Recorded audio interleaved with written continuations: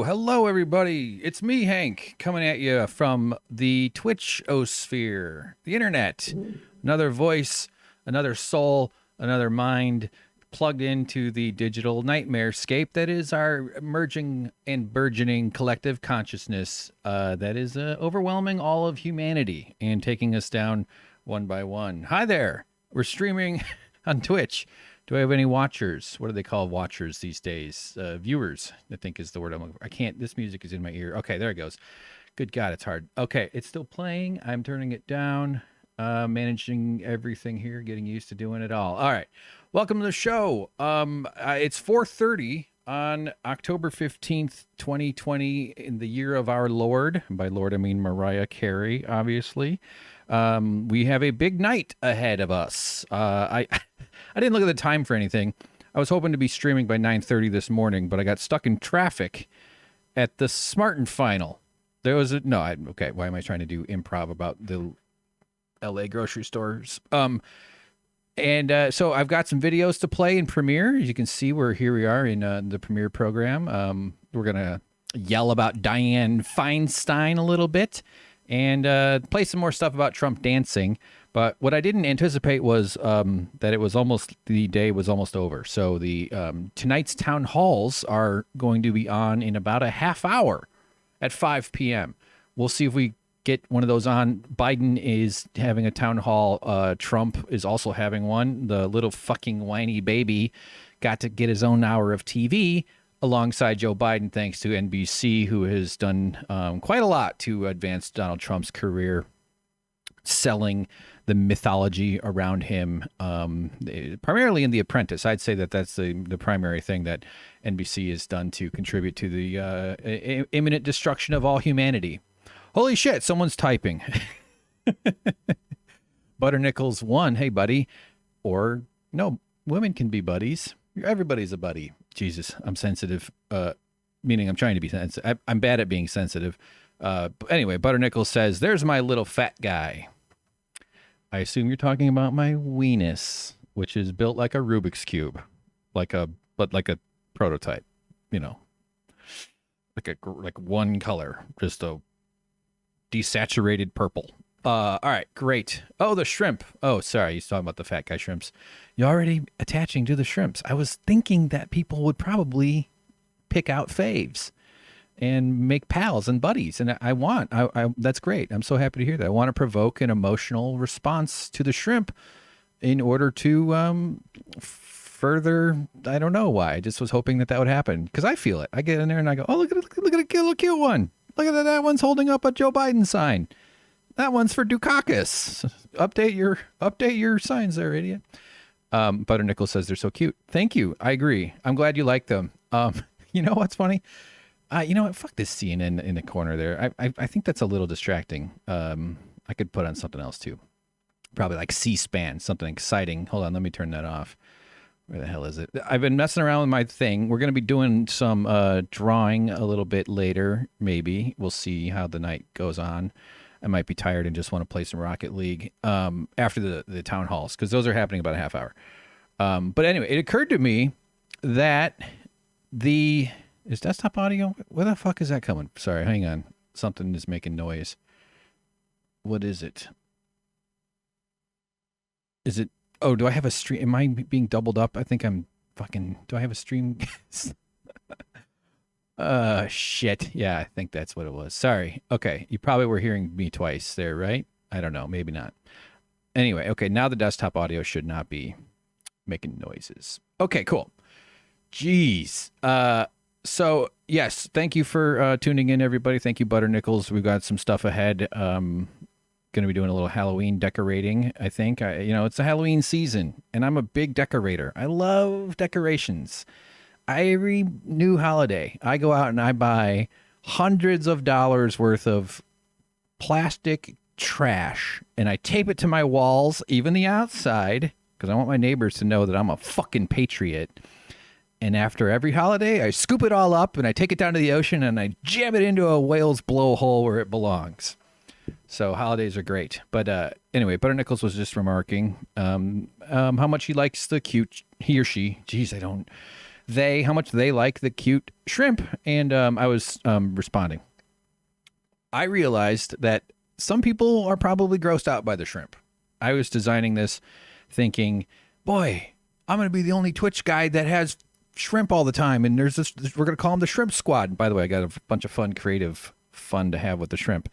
So maybe there'll be more. I hope they become a presence on the channel more than they already are. And I'm just reassured to hear that they're already capturing some hearts out there. But then it occurred to me like a couple days ago, I was like, oh man, I bet some people find them just fucking gross. They are just like crazy ass bugs. And I'm just like kind of showcasing their adorable little adventures. They're spunky though. They're fun. They really do get around. They like to like zip around real quick. Maybe before the town hall, I'll feed them. That way we can actually watch some subterranean species devouring each other, and we can also have the shrimp on the screen. Did you see what that one was obviously coming? Ooh, CNN. Actually, they're doing a story that I think is worth at least seeing what they're saying. Let's tune in. Is it working? Oh, fuck. Never mind. Sorry, I didn't get it in time, and I didn't. Okay, I got like two different volume sliders I got to do in order to make that work. I guess I could just keep it slightly up a little bit. Okay. All right. Yes. Thanks for Butter Nickel says they have little twiddly legs. Totally. I agree. I'm with it. I love the little legs. I love they got little arms too. There are like 4 of them in the front. I think maybe a fun thing. I've had this notion of doing like animated shrimp kind of educational videos, sort of like, look at the shrimp and like, look at these cool legs, but like base it on real science, but inject it with the nice little splash of top shelf Hank humor and presentation style. And that might be fun to do on Twitch one of these days. I don't know. I'm kind of hoping that pursuing a career in creating animations, one of my kind of sub goals, or one of the factors in the equation of how I am conceptualizing my presence on Twitch, is to like force myself to actually follow through with some of these projects. I'm fixing the size of the Photoshop screen, or the Premiere screen right there. So, all right.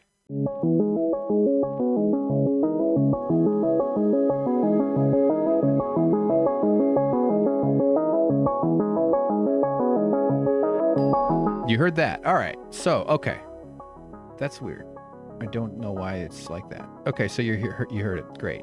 I have a whole bunch of stuff plugged in. My microphone is coming out of my mixing board, and I have my computer split into the mixing board as well as to the speakers.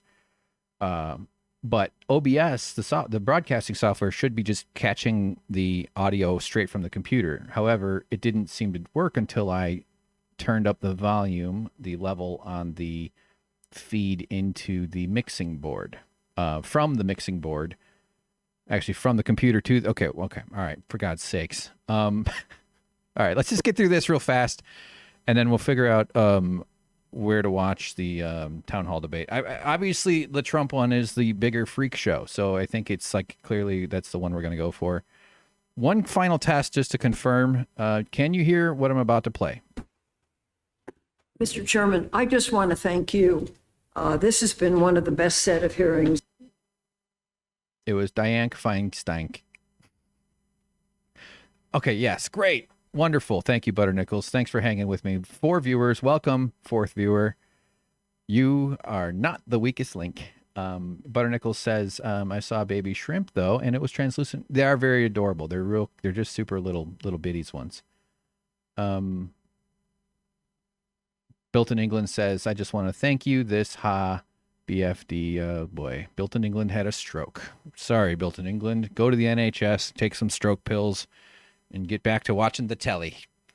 All right, cool. Suck Professor has gotten a bunch of England people over the years for somehow. I'm not sure exactly what up with that, but I love it.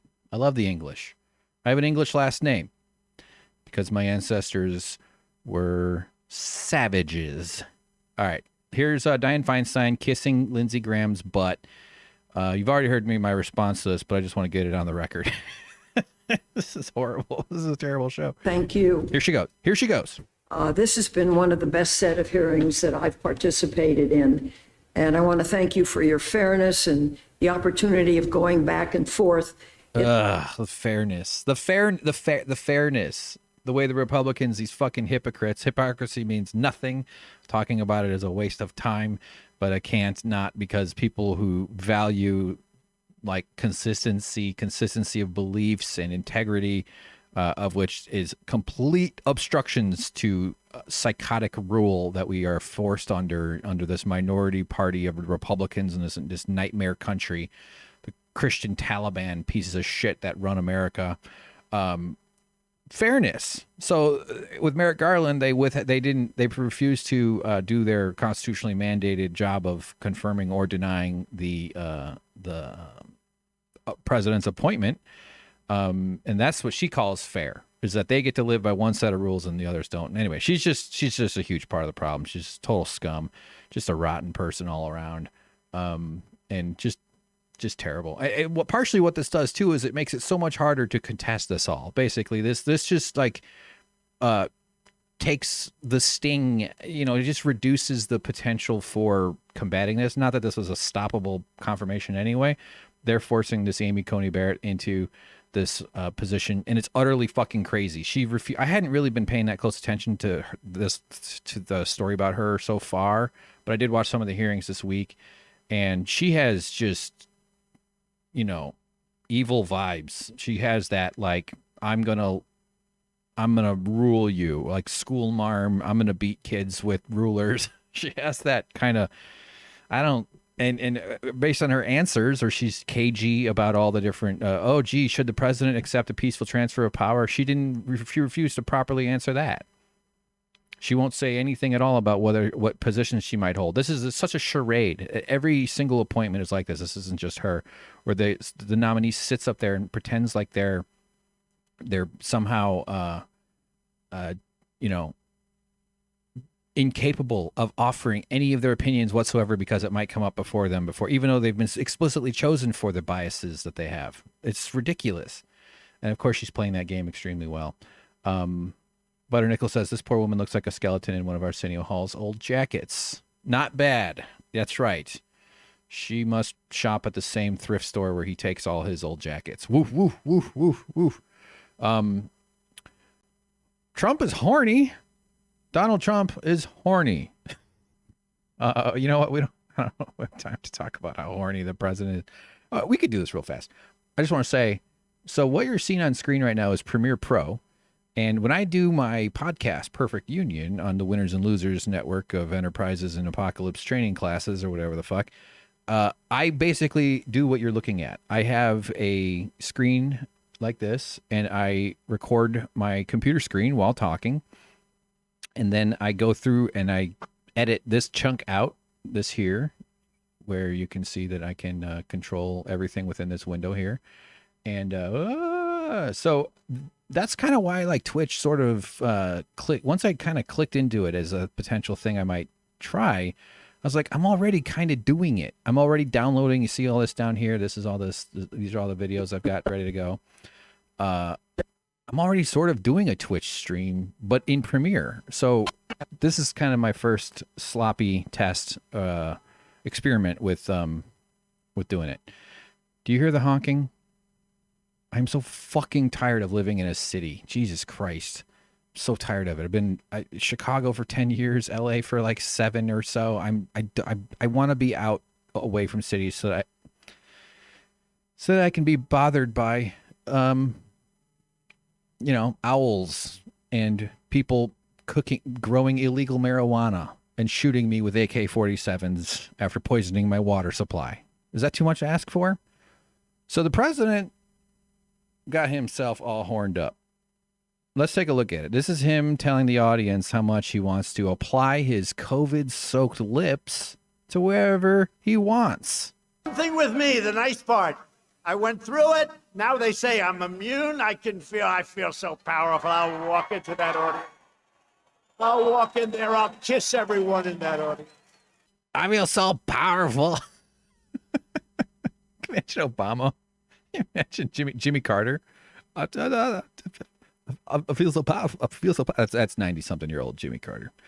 God, what a fucking... I feel so powerful. He's high as a kite. This guy is so jacked up on these COVID drugs and whatever steroids he's on that he's standing up there threatening to go out and kiss everybody. This is on the 12th, I want to say. Let's see, we got a couple comments here. Poor Melania, from Butternickels. I know, like, how bad is Slovenia? My God. Really? You couldn't just stay there, own a El Pollo Hermano franchise and have a nice life? It's disgusting. Boy, you know, she's probably got some, like, contemporaries, like some pals of hers back when they were shopping around for billionaires in the early 2000s or whatever that like, didn't, like, you wonder what that Zoom meeting is like every week where she hangs out with her old friends and they all talk about whichever billionaire they wound up with. Some of them probably got lucky and the billionaire they married died. I like picturing Melania watching Trump eat. And you know she's just watching every bite go into his maw, into that sarlacc pit of a mouth of his. And you know she's just hoping. When is it going to... When is the chocolate? When is the choke fairy going to get her? You know she's just got to wait for him to be talking while eating someday and just catch a Filet-O-Fish chunk right in the right spot. Oh, my husband, what do I do? What do I do? She's been preparing for that moment her whole life to be super confused about how to get help. And then she'll trip on purpose. And then finally, just when it's almost over, she'll figure out how to get someone's attention. And it's over. And Melania will be free to ignore children in her own place. He gave his family COVID, this fucking monster. All right, here's some more. Thing with me. Sorry, not some more. This is the same again. Thing with me, the nice part, I went through it. Now they say I'm immune. I feel so powerful. I feel so powerful. I feel so powerful. I feel so powerful. Ugh. I feel so powerful. I'll walk into that audience. I walk into that, I'll spit on all. You know, he wants to just spit. He had to pause and say kiss. A kiss from him would be the ultimate act of love. So let's see. Sorry, we got a couple. Built in England. And surely no one should have a job for life. Supreme Court sounds so dystopian. Yeah, it's crazy. It's insane. I mean, they assign these people jobs for life. I think the upper classes back in when a Constitution was first implemented in the early decades of America, I don't think they necessarily all died at 30 like most people or whatever. I think they were, because they had a decent enough, like a human being with decent enough nutrition, and as long as they don't get hit by major illnesses. And I'm really rapidly leaving my knowledge zone about anything, but I'm pretty sure you could still live till your 60s and 70s quite comfortably if you weren't stressed and diseased or whatever by them. But people back then probably had really strong immune systems. They certainly didn't have anywhere near the environmental pollution that we have, not the industrial chemicals flowing through every water table and air. They probably had localized pollution problems like human waste and animal waste, I would imagine. But even that, I doubt, was like a massive problem and nowhere near the scale it is now. So I think generally you could live a decent, like, it's a misnomer that humans all died at very young ages throughout history. The hunter-gatherer ancestors did not at all. They had early infant mortalities, or high infant mortality, but that horn is still honking back there. Here's a little more Trump. I'll walk in there. I'll kiss everyone in that audience. They're cheering. Kiss me. This is within a week of him having COVID. And now he's claiming he's immune. I think I saw a headline today that he said something about how masks, you catch it if you wear a mask. I don't know. All I did, not even a headline, it was a CNN chyron as I was getting ready here, so I shouldn't be spreading that unless I really understand it yet. Yes, Butternickel says slipping fish bones into his food. Exactly. Right. Although I bet he's got some sort of like acidic saliva that just like dissolves it really quickly. I think the mid-30s age range from then is an average, including infant death in that. Yeah, and I also think that is skewed because people did die younger who weren't able to access healthy food, right? Or I mean, whatever that means, healthy food. That's its own. Although I don't. Okay, sorry, I just stumbled into a corner because I do. Okay, forget it. But yeah, you're probably right. That 30s range does probably factor that in. I don't know enough about it. It's something to look into. But I got a feeling that you probably lived longer if you had more resources. Although you never know. Sometimes there's a thing where it's like, oh yes, I can afford asbestos because I'm rich, and they just like were killing themselves with stuff. So that kind of thing happened. In that audience, Butternickles quotes Trump. Yes, in that audience, like he's not even speaking to them. They who are risking their lives. Yeah, I know. It's the risk of all of it. It's just I go to the grocery store and I watch the cashier. God bless them. But they're wearing gloves and they're wearing a mask and they're behind a plastic screen and I'm watching their hands. I'm going, oh, can't I just swipe the grocery bit? Why do you have to do it? I don't need your gloved hand touching it. And I'm so sorry that you have this work. And I don't have any animosity towards the person at all. But I get uncomfortable about that risk, especially when they touch the top of the sriracha, because that's what I'm going to be guzzling from as soon as I get into the car. I'm like, I'm ruining my ride home. But I come home and I've washed like groceries. I don't do it too crazy, but if I see that they really grab like the top of a salad dressing, I will give that a hot water and a bit of a soap. But yeah, in that audience, I'll walk in there. I'll kiss everyone in that audience. Yeah, that is good catch, Butternickles, in that audience. God, I love this. Is fun. I like having an audience. Someone watching live and they can help out. Yeah, in that audience. They're just an object, just a mine a resource to mine. He needs attention, and he's somehow manufactured this world of his where attention balls always surround him, and the TV is always talking about him, and everybody around him is nervous and afraid, and he knows everybody talks about him as soon as they are out of earshot. He knows he's always the center of every conversation, and it's disgusting. It's horrible, and people should not participate in it. All right, so let's find the Donald Trump town hall on the internet and let's watch it and get all angry and upset about it. Before we do, I want to just play this. Maybe we'll get back to it. This is the next day, and old horny Don is on the prowl again. How long does the full moon last? Well, it's more than one night, isn't it? I don't know, really. Who knows? I don't know. Is it so? Yes, I'm mixing a werewolf metaphor into this for some reason. And I could have stayed in the basement of the White House or maybe the top floor of the White House. I could have done that, but I'm the president of the United States. I can't do that. I got to get out, and I have to meet people, and I have to see. Wait, I'm skipping ahead. And now I'm immune, they tell me. I'm immune. I could come down and start kissing everybody. I'll kiss you. I'll kiss every guy, man and woman, man and woman. Look at that guy, how handsome he is. Oh, God. Oh, God. He wants it. It's just, And, of course, because he's all fucked up, this is him.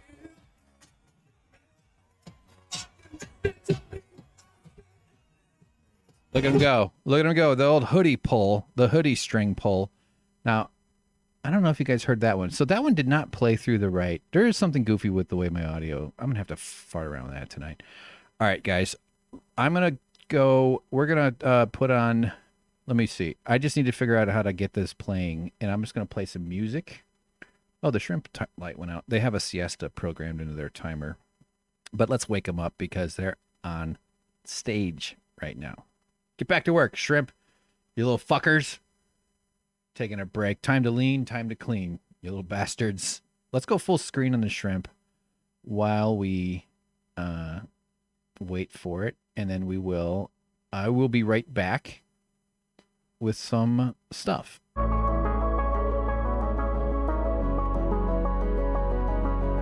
Okay, no Trump sound. You should hear it now. I'm turning it up. Maybe even late Thursday. Thursday evening, I tested positive. That's when I first found out about Back to the debate, because the debate commission's rules, it was the honor system, would be that you would come with a negative test. You say you don't know if you got a test on the day of the I debate? had no problem. Again, the doctors do it. I don't ask them. I test all the time, and they. Did you take a test, though, on the day of the debate? You know, if you ask the doctor, they'll give you a perfect answer. Yeah. But they take a test, and I leave, and I go about my business. Did you take a test on the day of the debate, I guess, is the bottom line? I probably did, and I took a test the day before and the day before, and I was always in great shape. That's bullshit. They're not releasing that as adults. And it was only after the debate, like a period of time after the debate, that I said, that's interesting. That's nonsense. They won't release when he was last negatively tested. There's a decent chance he had it when he was at the debate with Biden. Possibly I did, possibly I didn't. How am I supposed to know?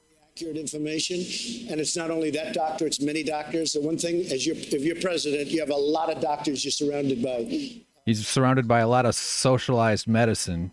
Sometime after the debate, I tested positive. Let's talk about... That's when they decided to let's go. Okay, good. I hopefully provided some clarity for folks. Let's talk about the event that was held at the White House on the Saturday before you tested positive. Subsequent to that, 13 people connected to that event tested positive. There was an outdoor reception. You've seen the pictures. There was an indoor reception. People were not wearing masks. My question to you is, at this point in the pandemic, knowing what we know, shouldn't you have known better? Shouldn't the White House know better than to hold an event like that? Well, they do a lot of testing in the White House. They test everybody, including me, but they test everybody. And something happened. But as far as the mask is concerned, I'm good with masks. I'm okay with masks. I tell people wear masks. But It's nice when the person in charge of protecting us from the pandemic says something happened. Who could expect the guy with the most resources on the planet to have any idea what happened? And regardless, but everybody's tested, and they're tested often. And I also knew that, hey, I'm president. I have to see people. I can't be in a basement. I can't be in a... He's gonna threaten to kiss her. I have to be out. You can see And I people with a also mask, know- though, right? I can, but people with masks are catching it all the time. I mean, if you look at the governor of Virginia, he was known for a mask. If you look at Tom Tillis, a great guy, he always had a mask. That's bull. He's getting people killed. Barrett's kid's not wearing a mask. But, Chris Christie, he was part of your debate prep. Yeah. He was, I believe, at that event. He came out tonight. He was sick, very sick. He was in the hospital for about a week. I know He that. came out tonight and said, I was wrong not to wear a mask. Well, I mean, he has to say that. I think it's great. He's a friend of mine. He's a good guy. And wrong or not wrong, you have to understand, as president, I can't be locked in a room someplace for the next year and just stay and do nothing. And every time I go into a crowd, I was with the parents of our fallen heroes. These people are the most incredible people. And they came up to me, and they would hug me, and they would touch me. And I'm not going to not let them do it. Now, to be there was honest an with you. event with the Gold Star There was families exactly the right. day We had after the Supreme a Court Gold event. Star event with the most incredible people you've ever seen. He said he probably caught it from the Gold Star families of the troops who have died. And I don't think that's probably where it was caught, but maybe it Well, I was. was going to say, you bring it up. You brought it up yourself. I mean, are you trying to suggest that? Do you believe a grieving military family gave you COVID? No, I don't know where it came from. Okay. And you don't know where it came from, and the doctors don't know where it came from.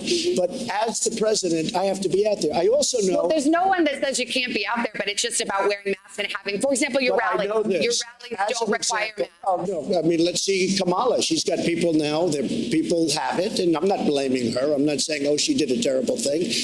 As president, I have to be out there. I can't be in a basement. I can't be locked in a very beautiful room someplace in the White House.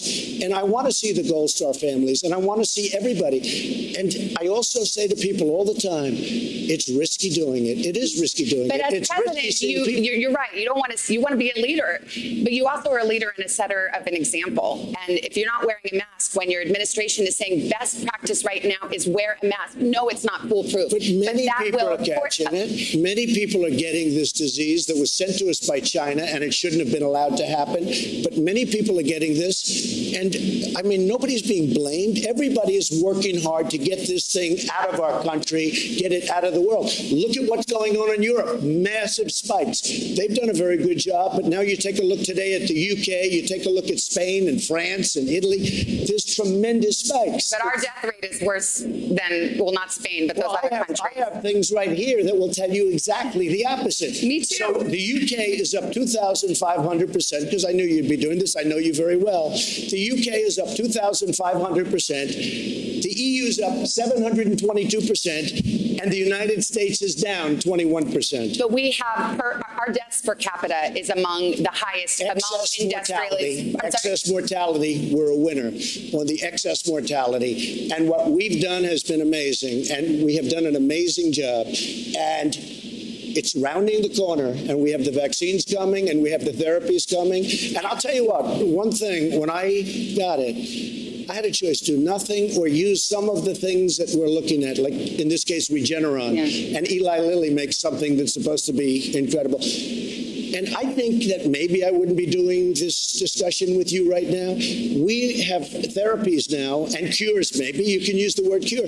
But we have therapies that are absolutely incredible. I want to pick up on something you just said. You said we're rounding the corner. I believe we're rounding the corner. Now, 10% of the country approximately has had COVID. That means 80, 90%, 90%, let's do the math, is still vulnerable. Right. There's been some talk, including from the White House lately, that perhaps it approves of what's called herd immunity. That's where you basically just let young people and everybody get 5 to 10 million people will die if we do herd immunity in the United States.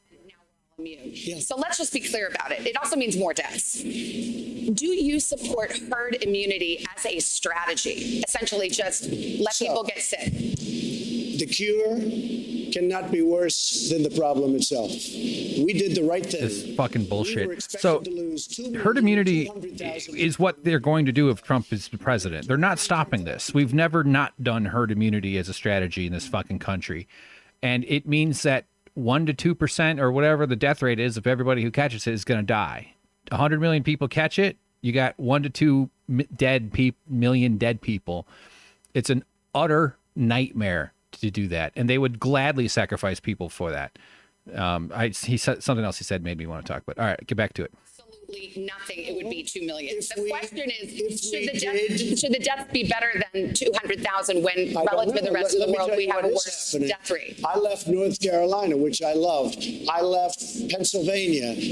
We won a big case in Michigan because that governor has a lockdown where nobody but her husband can do anything. He can go boating and do whatever he wants, but nobody else can. The fact is we're winning all these cases because it's unconstitutional what they're doing. And I think they're doing it for political reasons. But the fact is the cure, you can't let this continue to go on with the lockdowns. Well, and I believe that on November 4th, you're going to have a lot of these governors. Look at what's happening to New York. New York is a mess. They lost almost 40,000 people. They have a lockdown like you've never seen. Now they're open. It's like a ghost town. Let's get and Savannah, it's very important. People are leaving New York by the thousands. And you're going to have a hard time ever building it up again. So that cure, that so-called cure that you talk about, it can't be worse than the problem. The problem is a bad problem. We've got more questions on COVID, so let's drop it for now. We were supposed to, as mentioned, be watching you on a debate stage right now. We're not doing that, so let's clear up a few things from the last one. You were asked point blank to denounce white supremacy. In the moment, you didn't. You asked some follow-up questions. Who specifically? A couple of days later, on a different show, you denounced white supremacy. My question to you is, you've done this to me and everybody. It seem like I denounced white supremacy, okay? You did 2 days later. I denounced white supremacy for years, but you always do it. You always start off with a question. You didn't ask Joe Biden whether or not he denounces Antifa. I watched him on the same basic show with Lester Holt, and he was asking questions like Biden was a child. Well, so this is a little bit of a dog. Are you listening? I denounced white supremacy. Okay. What's your next question? Do you feel, it feels sometimes you're hesitant to do so, like you wait a beat. Here we go again.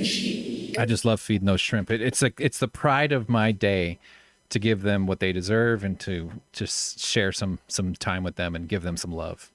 denounce Antifa, and I denounce these people on the left that are burning down our cities that are run by Democrats who don't All right, know what while they're we're doing. denouncing, let me ask you about QAnon. It is this theory that Democrats are a satanic pedophile ring and that you are the savior of that. Now, Hey, built in England. This is politics in America. It's a horror show, isn't it?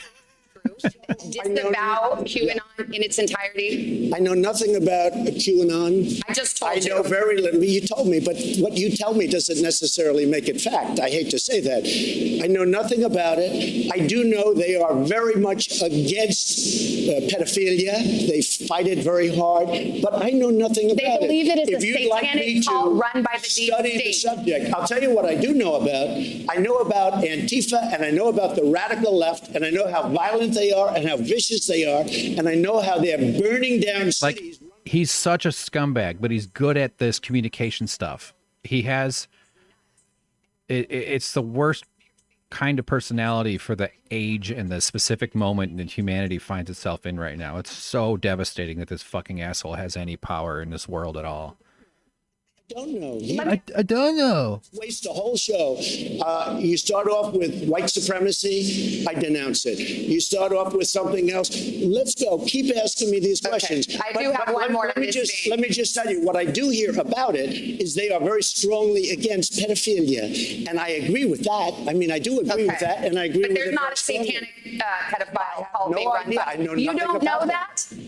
Okay. No, I don't know You that. And just neither, this neither week. do you know that. Okay, just this week Why, you why aren't retweeted. you asking me about Antifa? Why aren't you asking me 'Cause you about the just- radical left? because you're Why aren't volunteering. you asking Joe Biden questions about The FBI just released a report stating that white supremacy is the number one threat to any, far outpacing any other domestic violence or terror threat. Right-wing conservative white supremacists.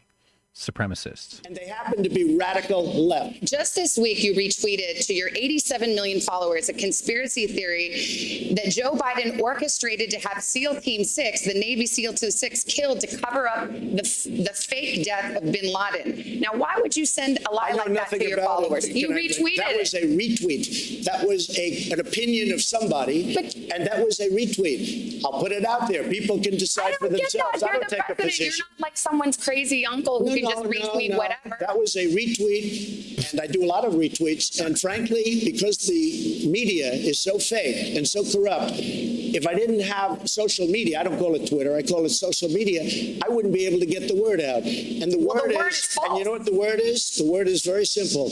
We're building our country stronger and better than it's ever been before. And that's what's happening, and everybody knows it. Okay, we You got know a what bunch else of the word questions is? for you. We're winning in a lot of states. Okay. America is so susceptible to grifters like him. This is a grifter's paradise. People are dumb. They're not educated on civics or politics or critical thinking or a respect for healthy skepticism. So they're always susceptible to bullshitters like Trump. And it's sad. It's really sad. Either candidate can lose fair and square without ballot can. fraud. And So you know will you what? accept the result Win or of the lose, that's the election? way I want it to be. But when I see thousands of ballots, right, unsolicited ballots being given out by the millions, and thousands of them are dumped in dumpsters, and when you see ballots with the name Trump, military ballots from our great military, and they're dumped in garbage cans. That is a handful. We could go all night, which we won't. No, but no, we it's could go all happening night, every day. one by one, a single case, a single day. You're talking about 150 million votes. Your own FBI director says there is no evidence of widespread Oh, really? fraud. Well, then he's not doing a very good job. All you have to do is pick up the papers every day. 50,000 in Ohio, the great state of Ohio. 50,000 in another location, I think North Carolina. 500,000 applications in Virginia. No, there's a tremendous problem. But let me just tell you, they talk about the peaceful transfer, right? They spied on my campaign and they got caught, and they spied heavily on my campaign, and they tried to take down a duly elected sitting president. And then they talk about, will you accept a peaceful transfer? And the answer is yes, I will.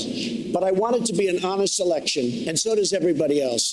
When I see thousands of ballots dumped in a garbage can and they happen to have my name on it, I'm not happy about that. Okay, but just those are there is in fact no evidence of widespread fraud, and you were sowing doubt about our democracy. How can you say that? You do read newspapers. I do. You do watch the news. Yes, I know you read the I news, do. but you watch it. I do. Because every day they're talking about ballots that are corrupt, that are fraudulent. He's so capable of just imposing his reality on everybody around him because he believes it. It's way beyond George Costanza's "it's not true if you believe," or "it's not a lie if you believe it" line. And I say my ankle's Do you hurting know right what? now. I don't want that to happen, Savannah. I want it to be clean. I really feel we're going to win, but I want this to be clean. But it's sort of ironic that you and them talk about the peaceful transfer when I spent 3.5 years fighting off these maniacs, and now it turns out everything's there, that they were the ones that dealt with Russia. And it's too bad. But peaceful transfer, I absolutely want that. But ideally, I don't want to transfer because I want to win. Yes, and I think that your words will probably reassure some folks. Let's get to our first voter. We've got Jacqueline Lugo. Now, she is, I told you this audience is truly split between y'all. You are leaning Biden. She voted for Clinton in 2016. She's registered as an independent. Jacqueline, what's your question for the president? And you hold the mic up close and take off your mic because it's hard to hear out here. Good evening. How are you? Welcome to Miami. Thank you very much. It's beautiful. Mr. President, if you knew COVID-19, as you told Bob Woodward in February. As what? As you told Bob Woodward in February, was airborne and deadlier than the flu, why did you only put in place a travel ban from China and not put in place other measures mitigating the spread of COVID-19, potentially saving tens of thousands of American lives? Well, I did put it in very early, as you know. Joe Biden was 2 months behind me, and he called me xenophobic and racist. Joe Biden's not the president. And it turned out that I was 100% right. I also put it on Europe very early because I saw there was a lot of infection in Europe. And it's sort of an amazing question. And I appreciate the question and respect the question. But the news doesn't get out the right answer because I put on a travel ban far earlier than Dr. Fauci thought it was necessary, who I like, far earlier than the scientists. I was actually the only one that wanted to put it on, and I did it actually against the advice of a lot of people, including Nancy Pelosi, who had no clue what she was doing, and Biden. When I put on the travel ban, I put it on in January, the end of January. When I put on the travel ban, Joe Biden and others said, this is ridiculous. You don't do that. Well, Dr. Fauci said I saved thousands and thousands of lives. Did you not? I was early. I was extremely early when I put on the travel ban. Can I ask you, did your national security advisor on January 28th in the Oval Office warn you that this would be the greatest national security risk of your administration? He didn't say it, or you don't remember? I read it someplace. Maybe Woodward said it or something. But no, he did not say that. But I knew it was a big threat. At the same time, I don't want to panic this country. I don't want to go out and say everybody's going to die. Everybody's Isn't there a middle ground? You don't have to mislead, but you can. No, there's not a middle ground. You have to be safe, you have to be vigilant, and you have to be smart. God, it's so insane that this person has influence in this world and in this country. What a horrible thing to do to yourself, America. She was too young to vote last time. She's going to vote for her first time in a presidential campaign, and she is leaning Biden. So imagine the dinner table at their house, okay? So Barbara, why don't you go first and ask your question? Bienvenido a Miami. Thank you. Mr. Trump, as a frontline ER doctor working through the coronavirus pandemic, I know firsthand, and I've seen that many hospitals throughout the United States are suffering financial hardships. These economic effects are trickling down to the frontline workers. We are being, across the country, frontline workers are being fired, they're being furloughed, our salaries are being cut. And this is also happening in other economic sectors as well, including the travel industry and hospitality. My question to you is, how are you going to get the United States back on track, both in terms of the economy and the pandemic? So it's happening. We just set a record, 11.4 million jobs. We are going to have a phenomenal third quarter, which will be announced on on November 1st, just prior to the big November 3rd day, where I think you're going to see a red wave. But we're going to have a tremendous announcement, I believe. I mean, we're going to find out. But GDP is going through the roof. Jobs, real estate, houses, so many things are. After contracting COVID-19 yourself, has your opinion changed on the importance of mask wearing? No, because I was okay with the masks. I was good with it, but I've heard many different stories on masks. I mean, I had, being president, you have people, they bring meals, they bring this, and I had an instance recently where a very wonderful person is bringing me a meal, and he's playing with his mask, and he's touching his mask all over the place, and then he's bringing a plate in, and I'm saying, well, I don't know if that's so good. I mean, the good news, I didn't eat it, okay? I decided not to eat it. This was a month ago, but look, you have on the masks, you have two stories. You have a story where they want, a story where they don't want. I am all for it. I don't get that, because it's just all of your public health officials, your administration, they're in unison about this. No. They're all in unison about it. The University of Washington, which is they have a model that your coronavirus task force relies on, says that if everyone wore a mask, you could cut expected deaths in half. And then you have other people that disagree. Well, what does that mean? Scott Atkins, if you look at Scott, Dr. Scott, he's from great guy, Stanford. He will tell you he's that not an infectious disease expert. Oh, I don't know. Look, he's an expert. He's one of the great experts of the world. But I don't get it, because you have so much power and influence as president. You could require it at your rallies, and you could say, everyone put on a mask right now. And the University of Washington says you would save lives. University of Washington, then you have other places say different things. You have a lot of, hey, Dr. Fauci said don't wear a mask, right? At first, but then everybody agreed. No, I don't know. Then he changed his mind. But then you have a report coming out 2 days ago that 85% of the people wearing masks. I looked at that report. It's not about mask wearing. It was neutral on the question of masks. We're on the same side. I say wear the mask. I'm fine with it. I have no problem. We're on the same side. Let's take a break. We're going to get more questions right after this.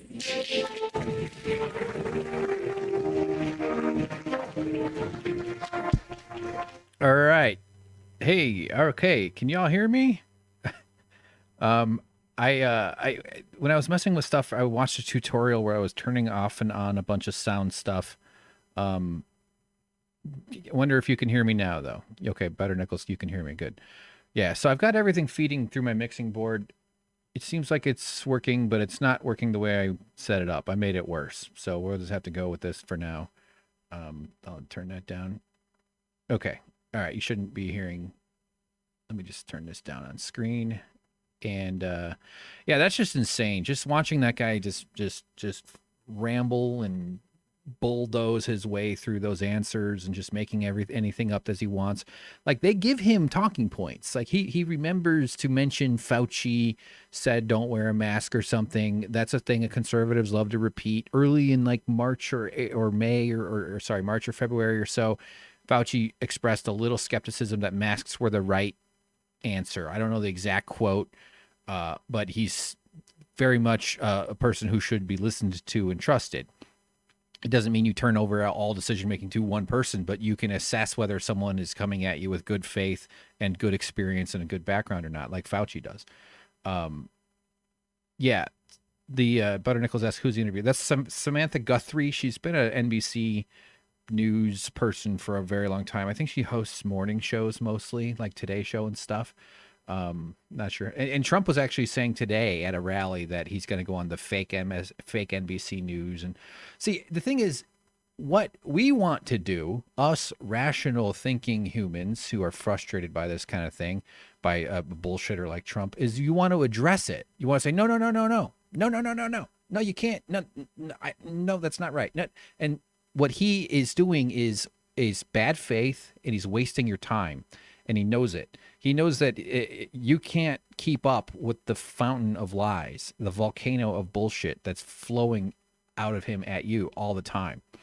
So you're so easily sucked into dealing and trying to refute this maniac's worldview that all you end up doing is exhausting yourself, and which advances his cause. So like any publicity, and I'm doing this on stream, I mean, it's so annoying. I'm sitting here having a physical feeling of, I can feel it welling up in my chest, this anger, this rage at having to speak and deal and have anything to do with this guy. It's like someone like went to 7-Eleven and locked themselves in and ate everything in the ding dong aisle and all the Doritos and every goddamn bag of Oboises, they're boisterous, and then puked it all up into a giant puddle of RC Cola and Mountain Dew. And that's the president. How do we figure that out? What sense are we supposed to make of that shit? Where the hell is Joe Biden? Joe Biden. I'm loading it up on another thing. I typed in the wrong word there. Joe Biden.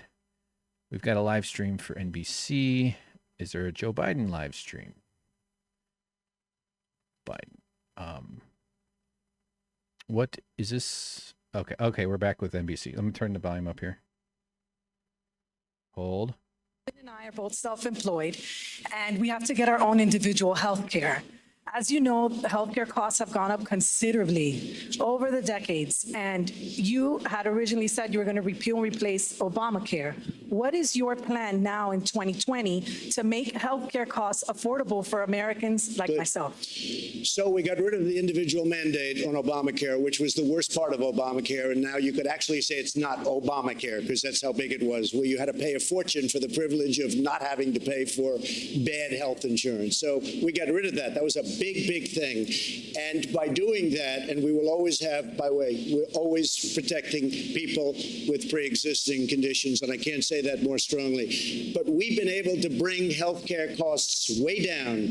Now, I took over Obamacare, got rid of the individual mandate, made it good, managed it much better. Remember, they had the $5 billion website disaster and all of the problems they had. The problem with Obamacare, it's not good. We'd like to terminate it, and we want a much less expensive health care that's a much better health care, and that's where we're aiming. And if we can do that, and we have a very good chance of doing it, but we've also brought down the price of Obamacare. Problem with Obamacare, it basically is never going to be great, and I want to give great health care. Mr. President, I got to follow up on the pre-existing conditions. This is such a big issue for voters. It is a big issue for me, too. In point of fact, your administration is about to go to the Supreme Court to argue to throw out the rest of Obamacare, which includes the protections for pre-existing conditions. That's right. So your administration is in court right now trying to get rid of that protection. In order to replace it with a much better health care. Which they won't reveal any details about. Always, under all circumstances, we are going to protect the Republicans. And I mean, maybe I changed the party a lot over the last 3 years, but we will protect people with pre-existing conditions. And Savannah, what I want to do, get rid of the terrible Obamacare. I've already done it to a large extent because, as you know, the individual mandate is gone. That was the worst part. You repealed, but you haven't replaced. Now, you've been in office almost 4 years. What we you had both houses of Congress, Senate and House, in Republican hands, and there is not a replacement yet. That's right. I'm sorry, but if you look, we had both houses, and what did we do? We got rid of the individual mandate. But that went through the promise was legislature. repeal and replace. Look, we should be on the same side. I want it very simple. I'm going to put it very simple. We would like to terminate it, and we would like to replace it with something that's much less expensive and much better. We will always protect people with pre-existing conditions. But if you're successful in court in November, those pre-existing conditions, that promise will be gone. If we don't succeed, we are running the remnants of whatever's left because we took it apart. We are running the remnants of whatever is left much better than the previous administration, which ran it very badly. But we'd like to have new health care, much better and much less expensive. Let me get to question number 5, and you'll like this. He's stuck in traffic. His name is Joe White. He is registered as a Democrat. He says he's leaning toward Biden and Biden and voted for Hillary Clinton in 2016. And his question was, a second stimulus payment has been broadly agreed upon by the Republicans and Democrats, and yet now we're in October and it's still not passed. Why not use your office to make the second stimulus payment a separate targeted emergency relief package to help Americans weather the pandemic? It's just going to blame Pelosi and Biden. We're on our 4th, and I agree with him 100%. He should vote for me. The problem you have is Nancy. But the guy, see how he does that? I agree with him 100%. He should vote for me. Like he just makes He just replaces reality with whatever he wants his reality to be. It's stupefying. She thinks it's bad for her election. The fact is, she's wrong, because people know she's in our way. She's not approving it. She doesn't appreciate our people, and she doesn't appreciate at all our workers. Nancy Pelosi, we are ready to sign and pass stimulus, but she's got to. People do not love the back and forth of Washington, but this has been a roller coaster. Back in early October, you one day tweeted, "No more negotiations until after Election Day. I'm walking away." Then I think the next couple of days you said, maybe we can do something targeted. Then you said, "I want a big, big bill." But then Senate Republicans said, "No, we're not for that." So you're the big deal maker. How come this is so, you yourself have changed positions? Did you ever hear of a word called negotiation? We're negotiating, okay? Great point. Lives are hanging in the balance. And you know who I'm negotiating against? Nancy Pelosi, because she doesn't want to give the money. We should have stimulus. This was not our people's fault. This was China's fault. And she's penalizing our people. I'm ready to sign a big, beautiful stimulus. You saw the other day, I say, go big or go home, right? That's what I want it to be big. I want it to be bold. I want the money to go directly to the people. Senate Republicans with you? They're going to go big? They'll go. Big old number? They'll go. They're going to be very so far they have not said they would. because I haven't asked them to, because I can't get through Nancy Pelosi. Okay. If Nancy Pelosi and I, through my representatives or directly, I don't care, if we agree to something, the Republicans will agree to it. Okay. Our next question comes from, this is interesting. She voted for Clinton in 2016, but recently changed her registration from Democrat to independent. She says she's truly undecided. Her name's Becky Lightman. Hello, Becky. What's your question? She spent the morning lost in her closet. Good to see you. And then she got lost on her way to her car. Are a hot button issue, and you have cut corporate tax rates, and your opponent Joe Biden is planning to raise them. Right. A lot of Americans think that corporations don't pay their share of taxes and want to see those tax rates increase. Right. What do you say to those Americans to maybe tell them why you want the corporate tax rate lower and why that helps them? It's a great question. We've created more jobs than this country has ever created. We're up to 160 million jobs. We were never even close to that number. We were just hitting 160 million jobs. Companies are pouring into our nation because of the tax rate. And if Biden comes in and raises taxes on everybody, including middle income taxes, which he wants to do, you will blow this thing and you'll end up with a depression, the likes of which you've never had. That's what's going to happen. We have something that's really good. Well, there's definitely going to be a depression coming really quickly. And business as usual is that Republicans destroy the economy and Democrats have to clean up the mess, all while protecting the interests of capital and corporate interests and the fucking monsters, vampires that make billions and billions of dollars no matter what. In the world, and now they're among the lower taxes. They're not the lowest, but they're among the lowest. And what that means is jobs. But also, we're doing a very big, and we've done a very big middle income tax package. So if we get in, we're going to do the middle income tax package. But it's a great question. And if he comes along and raises rates, all those companies that are coming in, they will leave the U.S. so fast your head will spin. We can't let that happen. On the subject of taxes, as you know, the New York Times has obtained, it says, years of your tax returns, among other things. It says that you have debts of approximately $421 million that you have personally guaranteed and that will come due in the next 4 years. The question is, on behalf of voters, who do you owe $421 million to? Let me answer. What they did is illegal, number one. Also, the numbers are all wrong with the numbers they released. And just so you understand, when you have a lot of real estate, I have real estate, you know a lot of it, okay? Right down the road, Doral, big stuff, great stuff. I'm very when I decided to run, I'm very under-levered, fortunately, but I'm leveraged.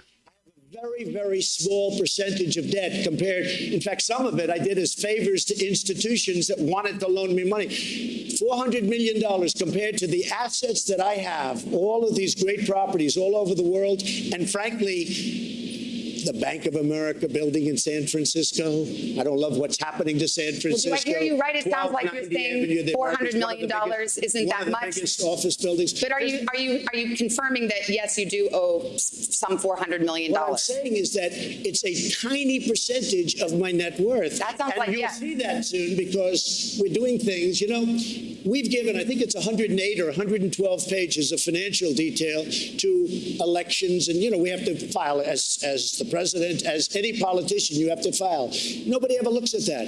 When they do, they see how incredible the company is. But more importantly, they see where this debt is. No, I don't owe Russia money. I owe a very, very small, it's called mortgages. Yeah. People have a house, they put a mortgage. Any foreign bank, any foreign entity? Not that I know of, but I will probably, because it's so easy to solve, and if you'd like to do, I will let you know who I owe whatever small amount of money. I want to say two things. Number one, it's a very small amount of money. Number two, it's very straight. It's very, very straight. But it's a tiny percentage of the worth. Did you ever hear the expression underlevered? Yeah. I am extremely underlevered. Well, here's the thing. You could clear this up tonight by just releasing your tax returns yourself. I mean, that's what I don't understand. I think people are just wondering, as you know, you're the only... It turned out that I am underwritten.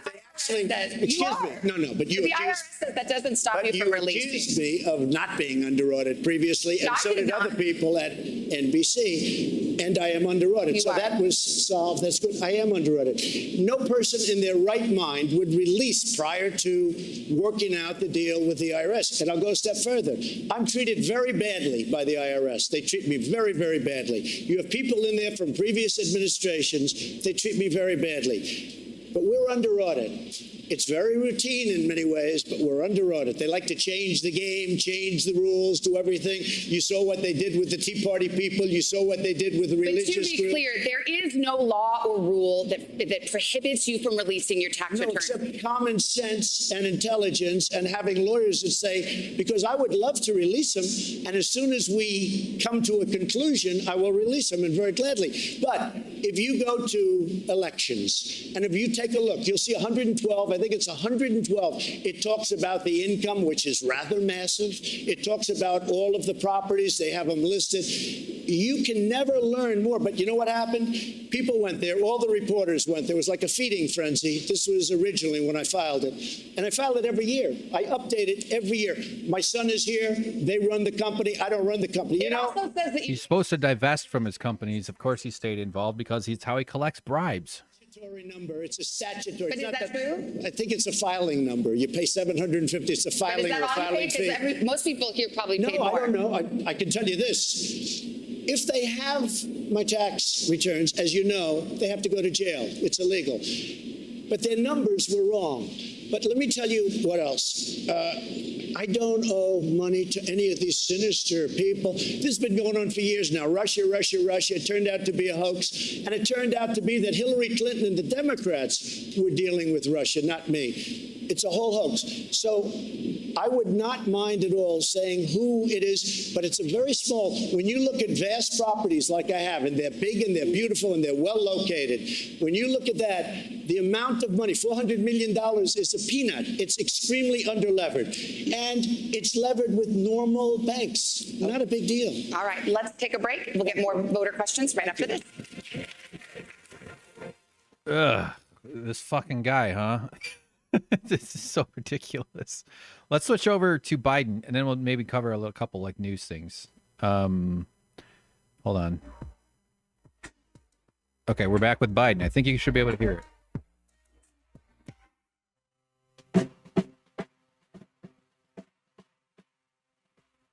What the fuck? Okay, hang on. Sorry, guys. What the hell's going on here? Why is there some drums? Okay. All right. Here we go. Sorry. Amy Coney Barrett's being pushed through at the last minute, even though millions have already voted. So what do you think about ideas from people like Pete Buttigieg and others to put in place safeguards that will help ensure more long-term balance and stability? And what do you say to LGBTQ Americans and others who are very worried right now about erosions of their rights and our democracy as a whole? Well, let me start the last point, work my way back. I think there's great reason to be concerned. I was on the road most of the time during these hearings, so I didn't hear many of them. I just got the recaps when I'd get in late at night from, I've been gone. Yep. But my reading online, what the judge said was she didn't answer very many questions at all. And I don't even think she has laid out much of a judicial philosophy in terms of the basis upon which he thinks are there unenumerated rights in the Constitution and the rest. So, number one. So I think there's great reason to be concerned for the LGBT community, something I fought very hard for a long time to make sure there's equality across the board. Number two, I think that also healthcare overall is very much in jeopardy as a consequence of the president's going to go directly after this election, directly to the Supreme Court within a month to try to get Obamacare wiped out after 10 million people have already lost their insurance from their employer and wants to take 20 million people out of the system as well, plus 100 million people with pre-existing conditions. So there's a lot at stake. I don't think it's appropriate. I think the Constitution implies, there's no provision in the Constitution. My problem is I made a mistake of teaching constitutional law for 21 years and the separation of powers. The Constitution implies that the way the people have a right to determine who's going to be on the court is how they vote for their senators and their president. We seek the advice and consent of the Senate and the president's president for all 4 years, isn't he? No, he is. But once an election begins, by implication, it is inconsistent with the constitutional principles, in my view. You get disagreement among scholars on this. Those are the norms Democrats love to stick to, and they're not necessarily bad, but they're gone. They don't exist anymore. Democrats still think they do. Until this election is over, see what the makeup of the Senate is going to be. If the president wins this election, he should be able to. But how about that question of expanding the court? Here's what you said exactly 1 year ago tonight at a Democratic debate. You said, I would not get into court packing. I would not pack the court. That's not what you're saying now. Is the nomination of Judge Barrett reason enough to rethink your position? What is the nomination? What I wanted to do, George, if I had answered the question directly, then all the focus would be on what's Biden going to do if he wins, instead of on, is it appropriate what is going on now? And it should stay. This is the thing that the president loves to do, always take our eye off the ball. What's at stake? One of the things Pete has suggested is, and there's a number of constitutional scholars have suggested as well, that there are at least 4 or 5 options that are available to determine whether or not you can change the way in which the court lifetime appointment takes place, consistent, arguably, with the Constitution. I have not been a fan of court packing because I think it just generates what will happen. Whoever wins, it just keeps moving in a way that is inconsistent with what is going to be. Well, the alternative is that the Christian Taliban runs all of our lives for the next 70 years. And beyond, destroying the planet in the process. How it's handled.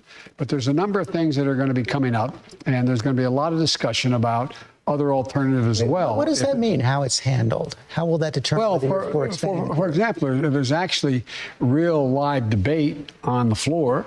If people are really going to be able to have a time to go through this, I don't know anybody who's gone on the floor and that's been a controversial justice in terms of fundamentally altering the makeup of the court that's gone through in a day kind of thing. I mean, it depends on how much they rush this. And you think about it, George, here you got a lot of people not being able to pay their mortgage, not being able to put food on the table, not being able to keep their business open, not being able to do anything to deal with what's going on in terms of the economy as a consequence of COVID. And they have no time to deal with that, but they have time to rush this through. Well, right now, it looks like they're going to have a vote around Halloween. So if they vote on it before the election, you are open to expanding the court? I'm open to considering what happens from that point on. You said so many times during the campaign, all through the course of your career, it's important to level. It is, but George, if I say the press is focused on this in such a duplicitous way, it's really stupid. I'm glad Biden's not saying he won't ever pack the court, but they're so hyper focused on this question because the press is trying to show themselves as being fair and balanced to all politicians. They don't want to seem like they're coming down too hard on Trump, so they have to have something that they dog Biden on. This is a ridiculous topic. I'm not saying the notion of packing a court's ridiculous, but the way the press hyper focused on it is. Sorry, I know I'm interrupting. On constitutional interpretation, and vote for a president who think is more in line with you. And if you oppose the position that I would not have appointed her, but if you oppose my position, vote for Trump. Vote for a Republican who shares that view. But that's your opportunity to get involved in lifetime appointments that presidents come and go. Justices stay and stay and stay. We have a question from a Republican, Andrew Lewis. I guess a disaffected Republican. You cast a write-in vote for John Kasich in 2016. You're going to vote against President Trump this year? And John's writing in for me, by the way. I like the community theater vibe of this setup here. I'm sorry. Mr. Vice President, my father, Drew Lewis, served as Secretary of Transportation under President Ronald Reagan in his first term. Yeah, I'll be darned. And some of his closest allies and friends were Democrats, including House Speaker Tip Don't ask how he's doing. He's dead. Senator Ted Kennedy. Sadly, today we have highly partisan and dysfunctional governance, and I believe President Trump is primarily responsible for creating this toxic environment. As president, how will you avoid the temptation to exact revenge and instead take the high road and attempt to restore bipartisanship, civility, and honor to our democracy? It's written by a fellow who won the Pulitzer Prize for a book he wrote about the presidency. He said, I doubt whether Biden is really Irish. He doesn't hold a grudge. In politics, grudges don't work. They make no sense. I really mean it. I have never, and the second point I'd make is, everybody talks about, yeah, Joe, when you were a senator and a chairman of foreign relations or chairman of judiciary, you got a lot of things done. You're able to cross the aisle, but the days are changed. When you're vice president, you got a lot done, but it can't happen anymore. It can. We got to change the nature of the way we deal with one another. And it starts off by the way your father was and Tip was and others. You don't question another man or woman's motive. You can question their judgment, but not their motive. We badly need an infrastructure bill. Well, what happens? I stand up and I say, we need an infrastructure bill, Senator, but I tell you what, you're in the pocket of the cement industry. But let's see what we can do. You can't get anywhere. Nothing happens. Nothing happens. I learned that lesson a long time ago. I've never, even when it's obvious on its face what the motive is, stick to the subject and listen to the other guy. Listen. What I will be doing as if I'm elected president, the first thing, and not a joke, and you can ask if they tell you your dad's old friends on the Republican side, I'm going to pick up the phone and call them and say, let's get together. We got to figure out how we're going to move forward here, because there's so many things we really do agree on. And with Trump out of the way, the vindictiveness of a president going after Republicans who don't do exactly what he says gets taken away. There's going to be, I promise you, between 4 and 8 Republican senators are going to be willing to move on things where there's bipartisan consensus. Last example I'll give you. After after Trump had been elected, named the next president, wasn't sworn in yet, I've been working on a thing called a bill relating to cancer cures, okay? And it was called the Cancer Moonshot. And I worked with a number of Democrats and Republicans, and we had a bill that was about $9 billion that made significant... They just gave cancer to the moon. Oops. Cancer alternatives, NIH, and particularly specific cancer initiatives. And we only had, at the time, I think it was 111 or 114, whatever it was, votes in the House. I don't hold the exact number. And we had fewer than 40 in the Senate. But after he was elected, I got those people together as vice president, and we sat down and we worked it out. And we ended up getting it passed 396 votes in the House and 94 votes in the Senate. And at the end of the day, because it had to do with the Biden cancer movement. All right, we're going to flip back over to Trump. Y'all in the chat, James, James Butternickles, built in England, everybody who's commenting and stuff. Thank you so much. What a difference the tone is, though, isn't it? I'm no Trump or I'm no Biden fan, but good God, the tone is just enormously, markedly and shockingly different. Here we go back to some more Trump nightmare. Authority, not only because it's the right thing to do, but also out of fear that he may face profiling or be considered a criminal.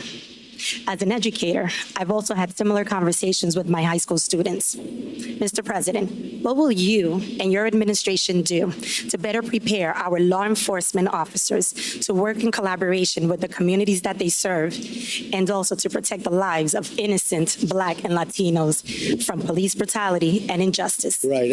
He's going to say they should be grateful. He's the best people. He's the best guy to ever happen to Black people. This is the line that they're going to use. We were very very strongly. We have a senator named Tim Scott from South Carolina. He came up with a bill that should have been approved. It was great. It was a bill that was strong in terms of law enforcement and strong in terms of enforcing the proper thing and doing the proper thing by law enforcement. And the Democrats just wouldn't go for it. They wouldn't go for it at all. And I don't know why, because it was a really great bill. But I do have to say this. And some people don't like it when I say it, but a lot of people agree. I have done more for the African-American community than any president, with the exception of Abraham Lincoln. Ding, ding, ding, ding. Prison reform, historically black colleges and universities, I got them funded. They were on a year-to-year basis. They could have been put out of business. As soon as our country had a little bad year, they would have said, I'm sorry, we're not going to fund you. I got them 10-year funding and financing, and more than they even asked for. I became very friendly with a lot of the heads. But we've done more, and of course, opportunity zones. But criminal justice reform, everybody said it could not be done. President Obama and Biden never even tried to do it. They never even tried. But I say that, and I say it often. I'll say it loud, and I'm very proud of it. And I have a great relationship because of what I've done with the African-American community. I'm very proud of it. Let's go to our next question. We have Paulette Dale. She leads Bullshit. She voted for Clinton in Bullshitter. 2016. She's registered as a Republican. Paulette, what's your question? Thank you. Good evening, Mr. President. Thank you very much. I have to say, you have a great smile. Oh my God. So, This is how damaged people are in America. People are so fucking ruined in this country. daughter of immigrants to the United States who fled Eastern Europe due to religious persecution. Right. The United States immigration policies are very personal for me. Right. Surveys show that most Americans and the majority of Republicans support the Dreamers program. So my question for you, Mr. President, is if you are elected to a second term, do you expect to pursue your previous efforts to cut the DACA program? Yeah. Why or why not? And the DACA is somewhat different than Dreamers. You understand that, and you understand it better than anybody probably in this room.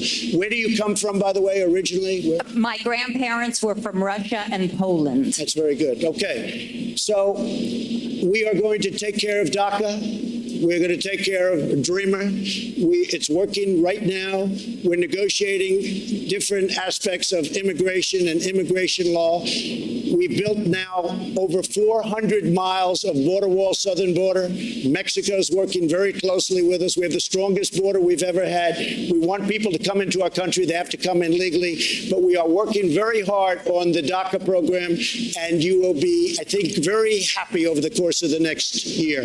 Thank you. Because I feel the same way as you do about it. Thank you, Mr. President. Thank you. I feel the same way as you do. I just want you to agree and think that I agree. And reality is means nothing. Truth means nothing. Consistency means nothing.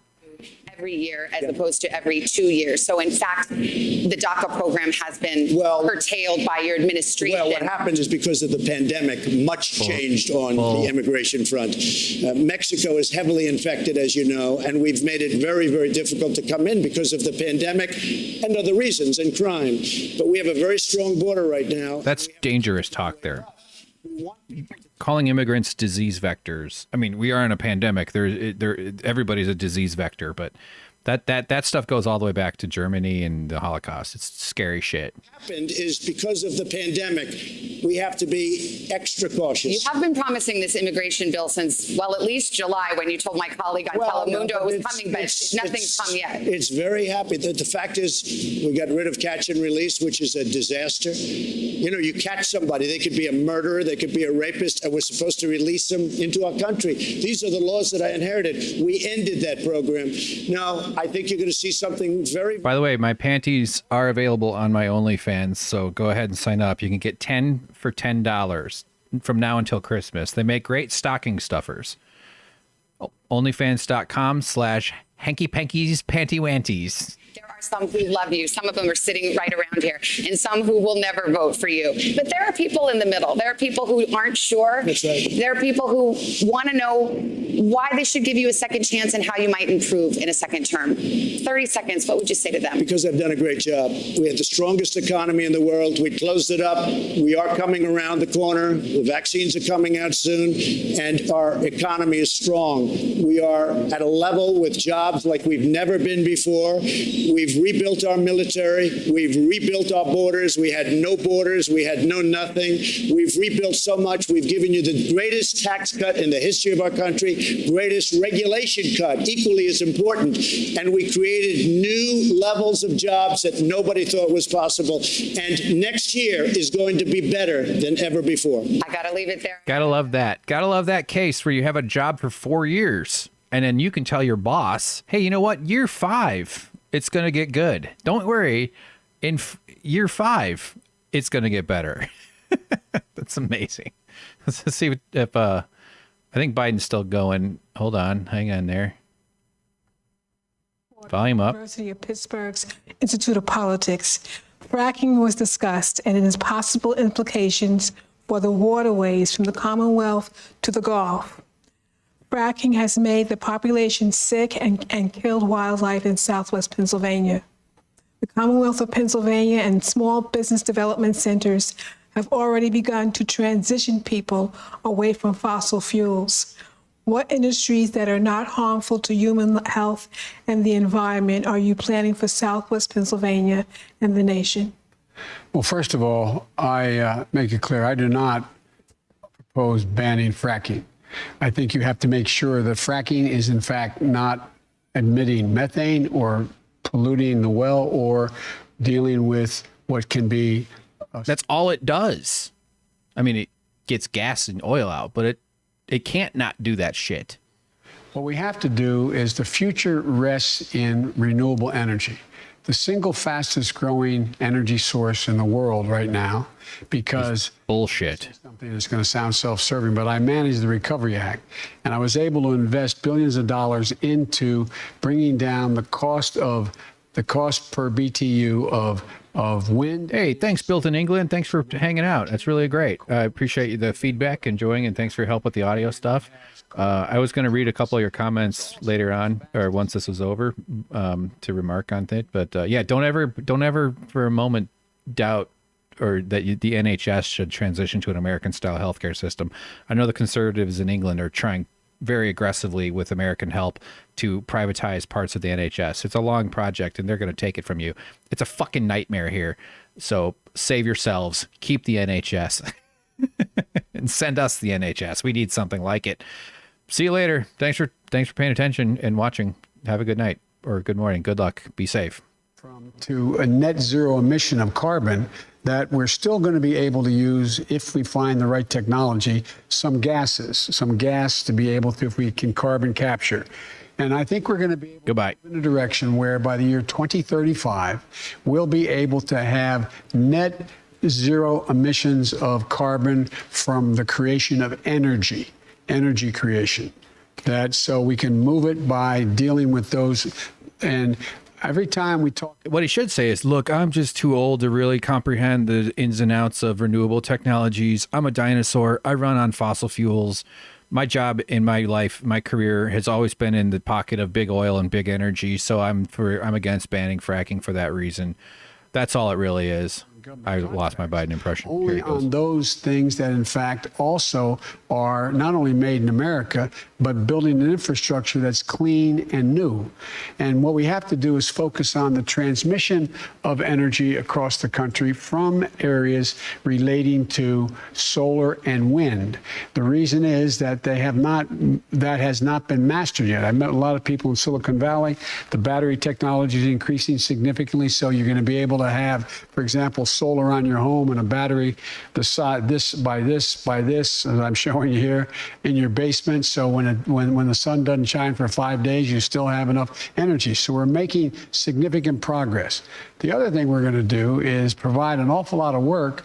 It's estimated to put close to 1 million people to work by weatherizing 4 million buildings and 2 million homes. because we'll save tons and tons of energy, or like billions of barrels of energy over time, and at the same time provide significant employment and a good union wages, prevailing wages. Let me stick on fracking for a second. You said you don't want to ban fracking. As you know, it's an important issue here in Pennsylvania. Not everyone buys your denial.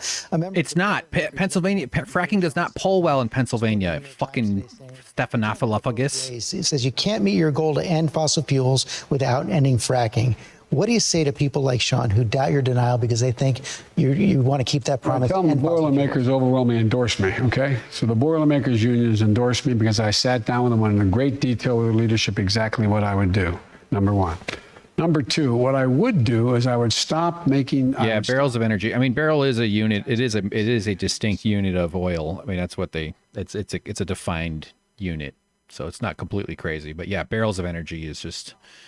kind of dumb. What I would also do with regard to, the difference between me and the new Green Deal, they say automatically by 2030, we're going to be carbon free. Not possible. So are you for it or against it? You say you're not for it, but in your website it says you call it a crucial framework. The Green Deal. My deal is a crucial framework, but not the new Green Deal. The new Green Deal calls for elimination of all non-renewable energy by 2030. You can't get there.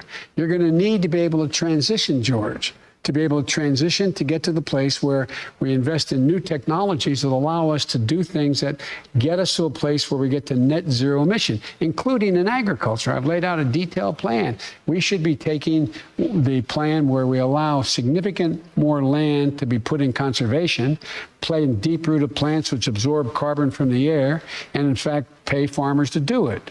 We can do things like pelletize all the chicken manure and all the horse manure and cow manure, and they can take out the methane and use it as fertilizer and make a lot of money doing it. For example, right now down in people, when I say that, they wonder what I'm talking about.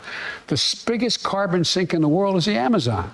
More carbon absorbed from the air, diminishing global warming in the Amazon than all the carbon emitted on a yearly basis from the United States of America, from all vehicles and all means. I'm going to offer $20 billion to not cut down the Amazon. This is such a stupid policy. Direction as well, providing for electric vehicles. Electric vehicles will save billions of gallons of oil, create, estimated, not me, Wall Street, 1 million automobile jobs.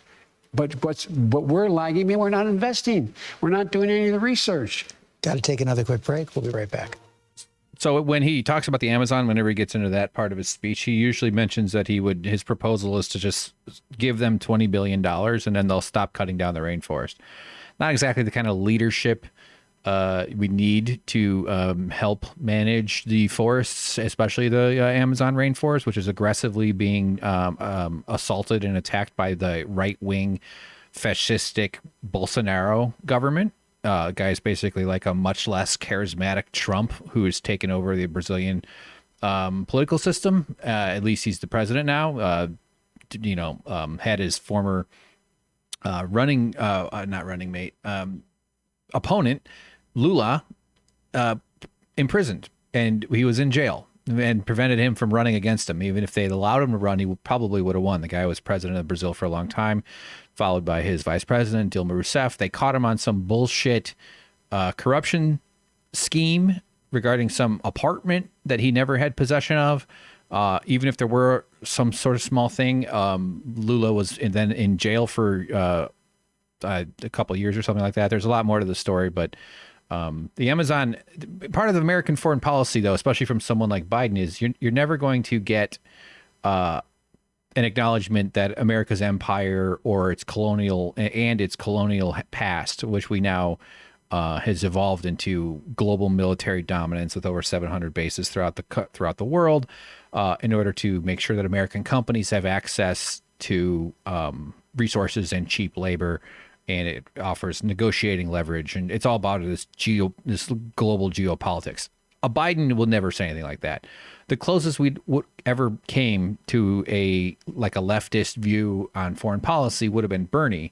I don't know if Bernie's politics, as far as foreign policy goes, would have gone really aggressively in the direction it needs to go, but it would have been a massive shift in terms of what's allowable. The Democrats and Republicans tend to, although Trump has really thrown a lot of sand in the wrench in the gears of the American European NATO kind of, if NATO as a backbone of a global alliance. Trump has really gone out of his way to mess with that and to get in the way of that, because he makes common cause with dictators and with the Putins of the world, the Bolsonaros, the Dutertes of Philippines, the Erdogan of Turkey, all these types. And then the mini dictators that kiss up to these bigger countries, especially to Trump, Saudi Arabia especially. So anyway, his answer, I'm just rambling about that because of the solution to the rainforest problem is might include some foreign aid, I guess, but it would more likely, I would suggest, include doing what you can to promote like social democracies throughout the world to defeat capital. We have to end the influence of capitalism and its enforcement arm, fascism, which all emerge from both the neoliberal and the conservative consensus where we're headed. We either start taking care of the world and each other and do it in a way based on science and based on how we understand human beings to work, or we're going to lean towards weapons. We're going to lean towards violence. And that's what Trump represents. Biden isn't going to push us in the other direction, but he ain't going to go full speed off the cliff the way Trump is. So it's just nuts. This whole thing is just crazy. Thanks for all the comments. I'm watching this, and you guys are doing great. I like that you're commenting and stuff. One guy had to go because of got to work. He's in England, which apparently is like other side of the world or some shit. Can concentration when talking. Butter Nickel says he can't concentrate when they talk about fracking. I can only think of Starbuck. Yeah. I know what you mean. Yeah, the Battlestar Galactica, if anybody doesn't know, they replaced the word F-U-C-K with F-R-A-K. So yeah, man, it is funny. Like, fracking does just sound like they're saying, like, how do you think about banging? Should people be banging? In Pennsylvania, banging polls really well. Oh, well, the Bangers Union wants to have it. So, all right, let's get back into this. I'm only gonna do one more segment, maybe only one more question, because I want to play some Rocket League, although I might do a little bit of Photoshop before that. So please hang with me and help me solve some of this audio stuff too. Here we go. Oh, hold on. Home. Serbia is talking to Kosovo, and the Arabs and Israelis are talking peace, which I believe is a modern day miracle, what's going on. Does President Trump's foreign policy deserve some credit?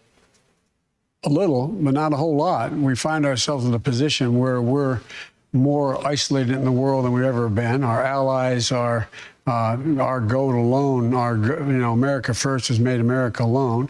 You have Iran closer to having enough nuclear material to build a bomb. North Korea has more bombs and missiles available to it. We find ourselves where our NATO allies are publicly saying they can't count on us. We're in a situation as well where in the Far East we find ourselves in the Western Pacific, where we're isolated as well. You have Japan and South Korea at odds with one another. China is making moves. So I would say we find ourselves less secure than we've been. I do compliment the president on the deal with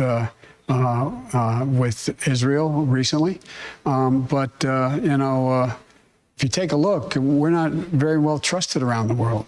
When 17 major nations in the world were asked who they trust more, who's the better leader, and the president came in behind both the international survey, both behind Putin as well as Xi.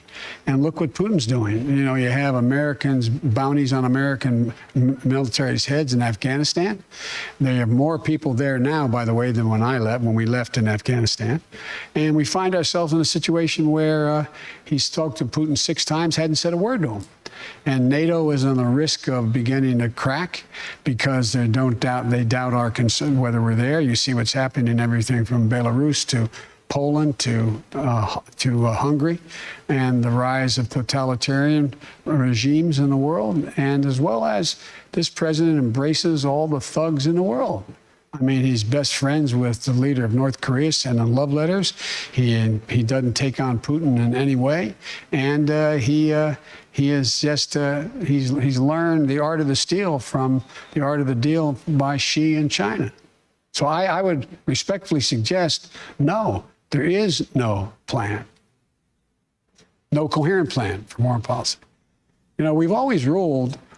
We've been most effective as a world leader, in my humble opinion, not just by the exercise of our power, we're the most powerful nation in the world, but the power of our example. That's what's led the rest of the world to follow us on almost everything.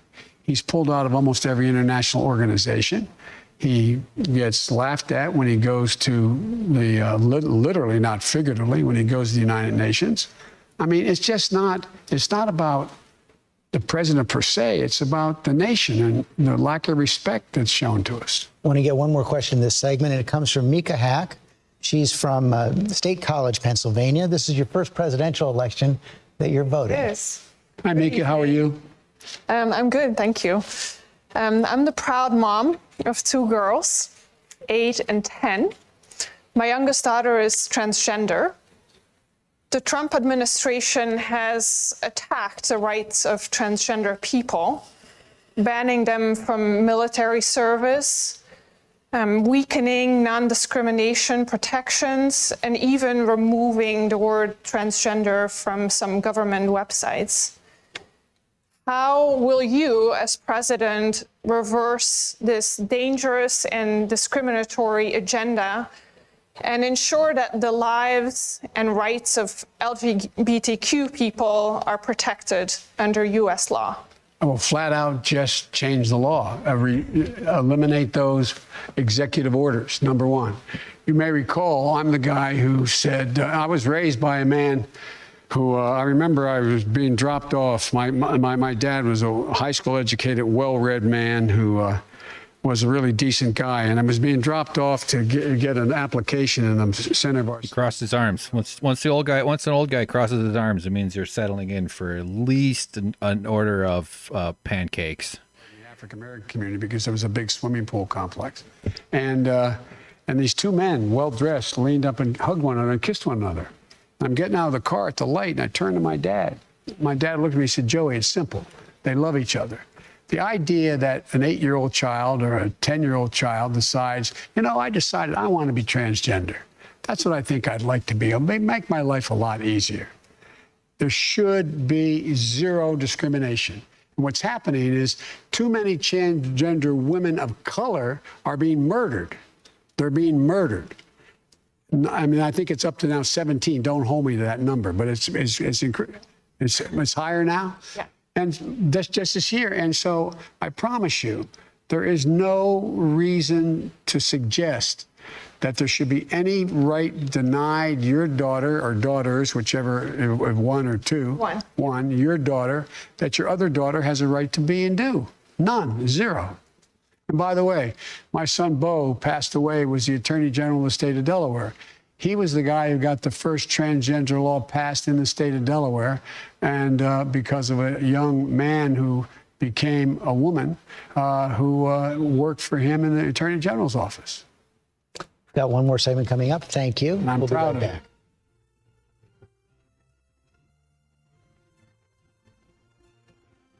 ABC. Okay. Well, that's fun. It gave a fine enough answer on that, I suppose.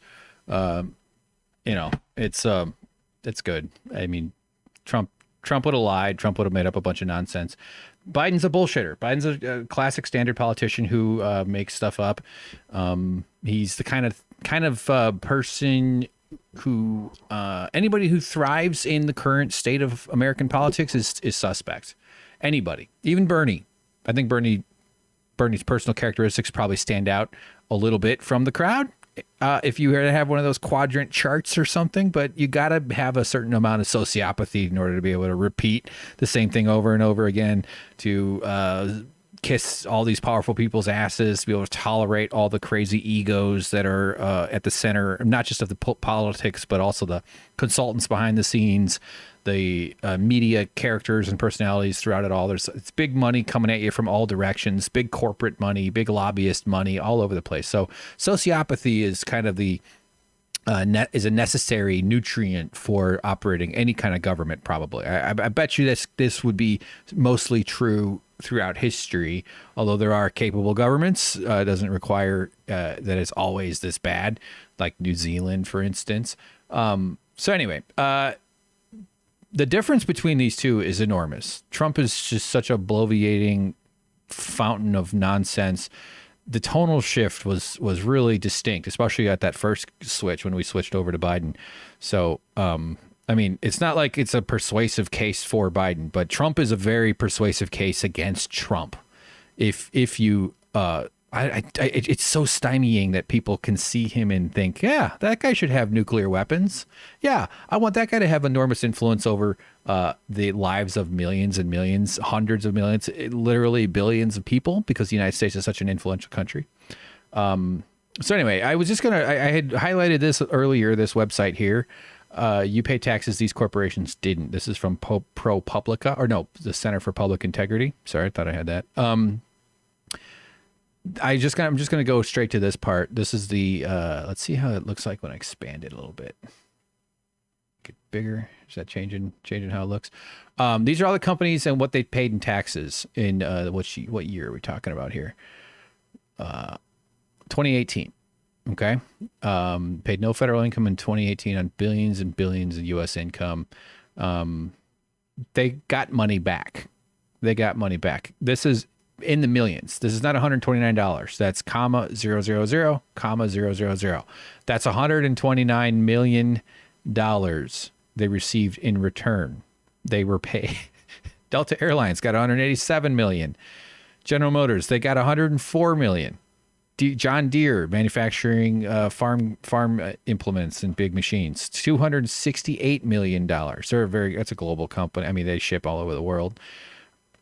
Prudential Financial, they were paid back 24% came back to them. That's nice.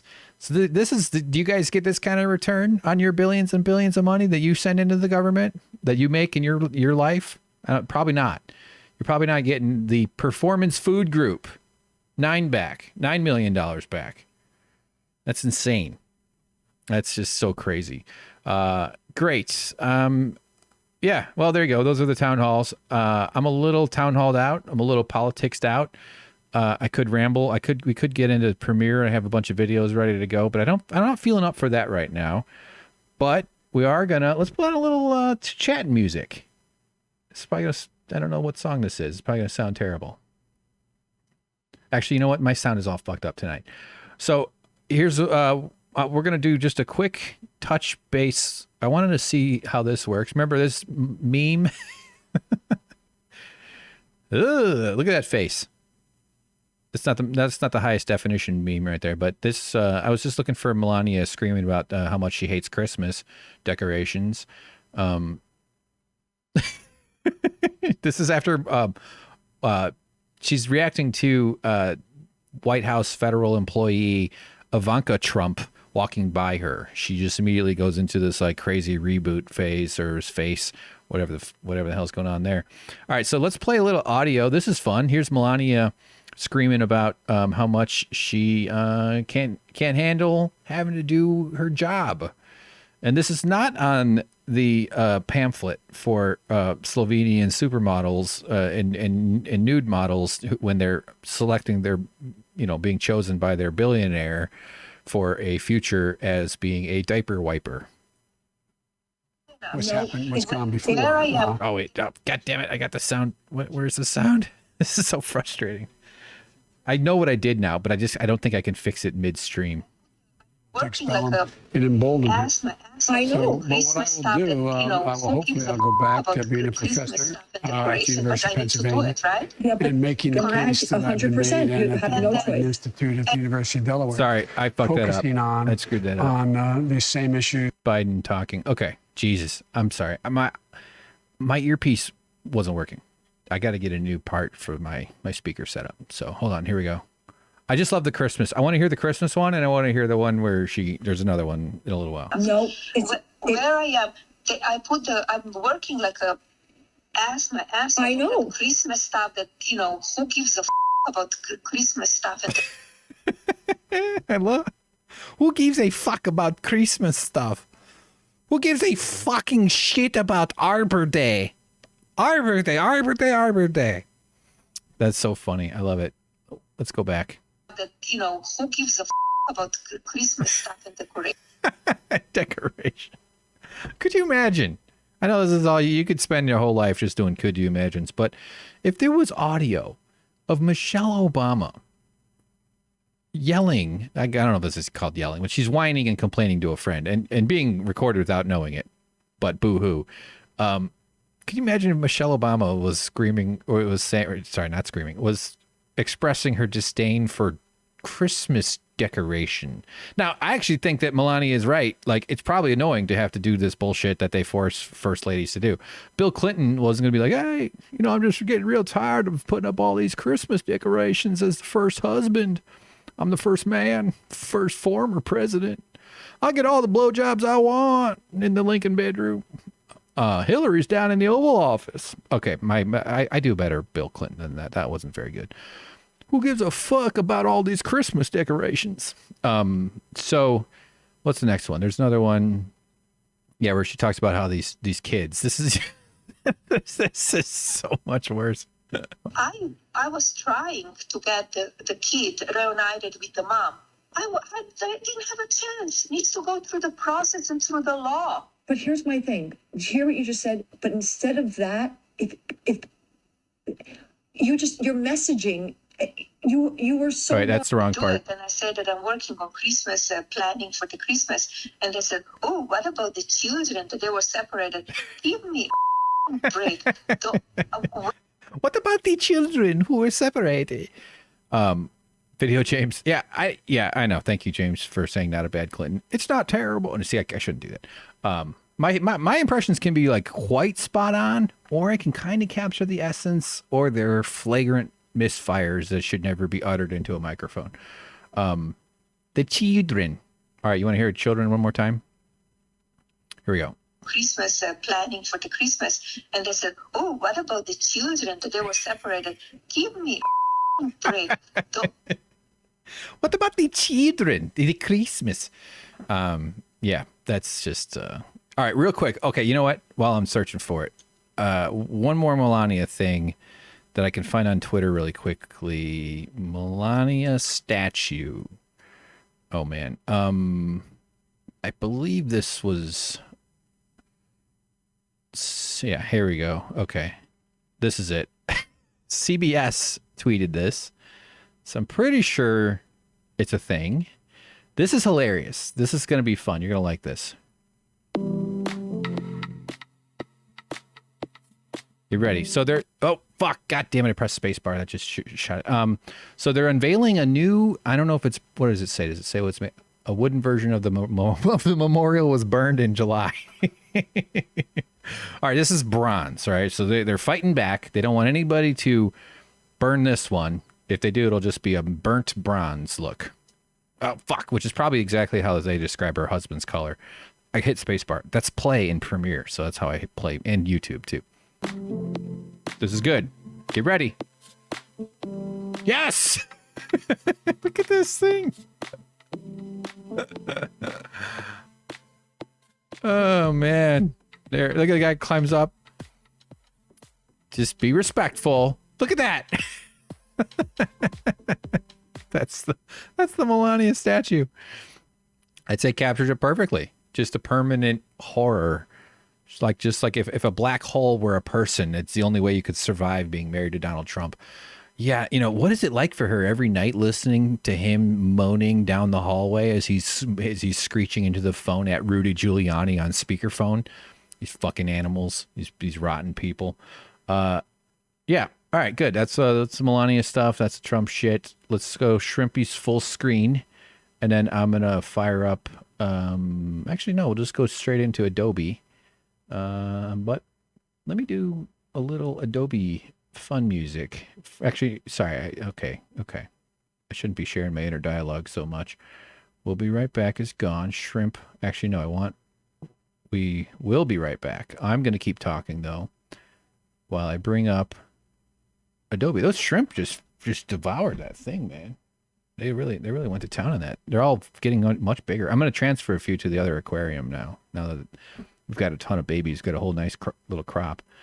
Yeah, Gumby. Video James says Gumby Melania. Exactly. It does look like Gumby, doesn't it? This looks like Gumby's first try. Like the guy when he made Gumby was like probably like stole some clay from his daughter's grade school and was drunk and just started farting around. And this is what he would have had. I'm just looking at the chats a little bit. Yeah, she must just hate. Butternickel says she must imagine how much she hates this.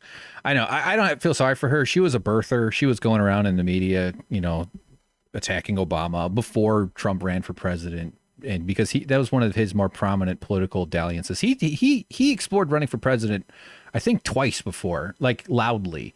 Him getting involved in, I think even in like 1988 or something. I mean, he's been grinding at the edges of politics forever. So his whole claim that he's some outsider who doesn't have anything to do with it, and therefore he belongs in politics, is all bullshit. He's not a politician per se. He is now, but he has a better claim to say I was never a politician. But he was already like dipping his toes in that water. He's just such a goofy, weird idiot. It's just so embarrassing that this country was susceptible to that freaking monster. All right, so here's the plan. Photoshop a little bit. It's gonna make sense once I get it going. I don't have it on right now. Hold on.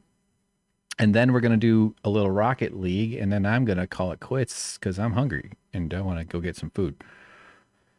So here we go. We're loading it up.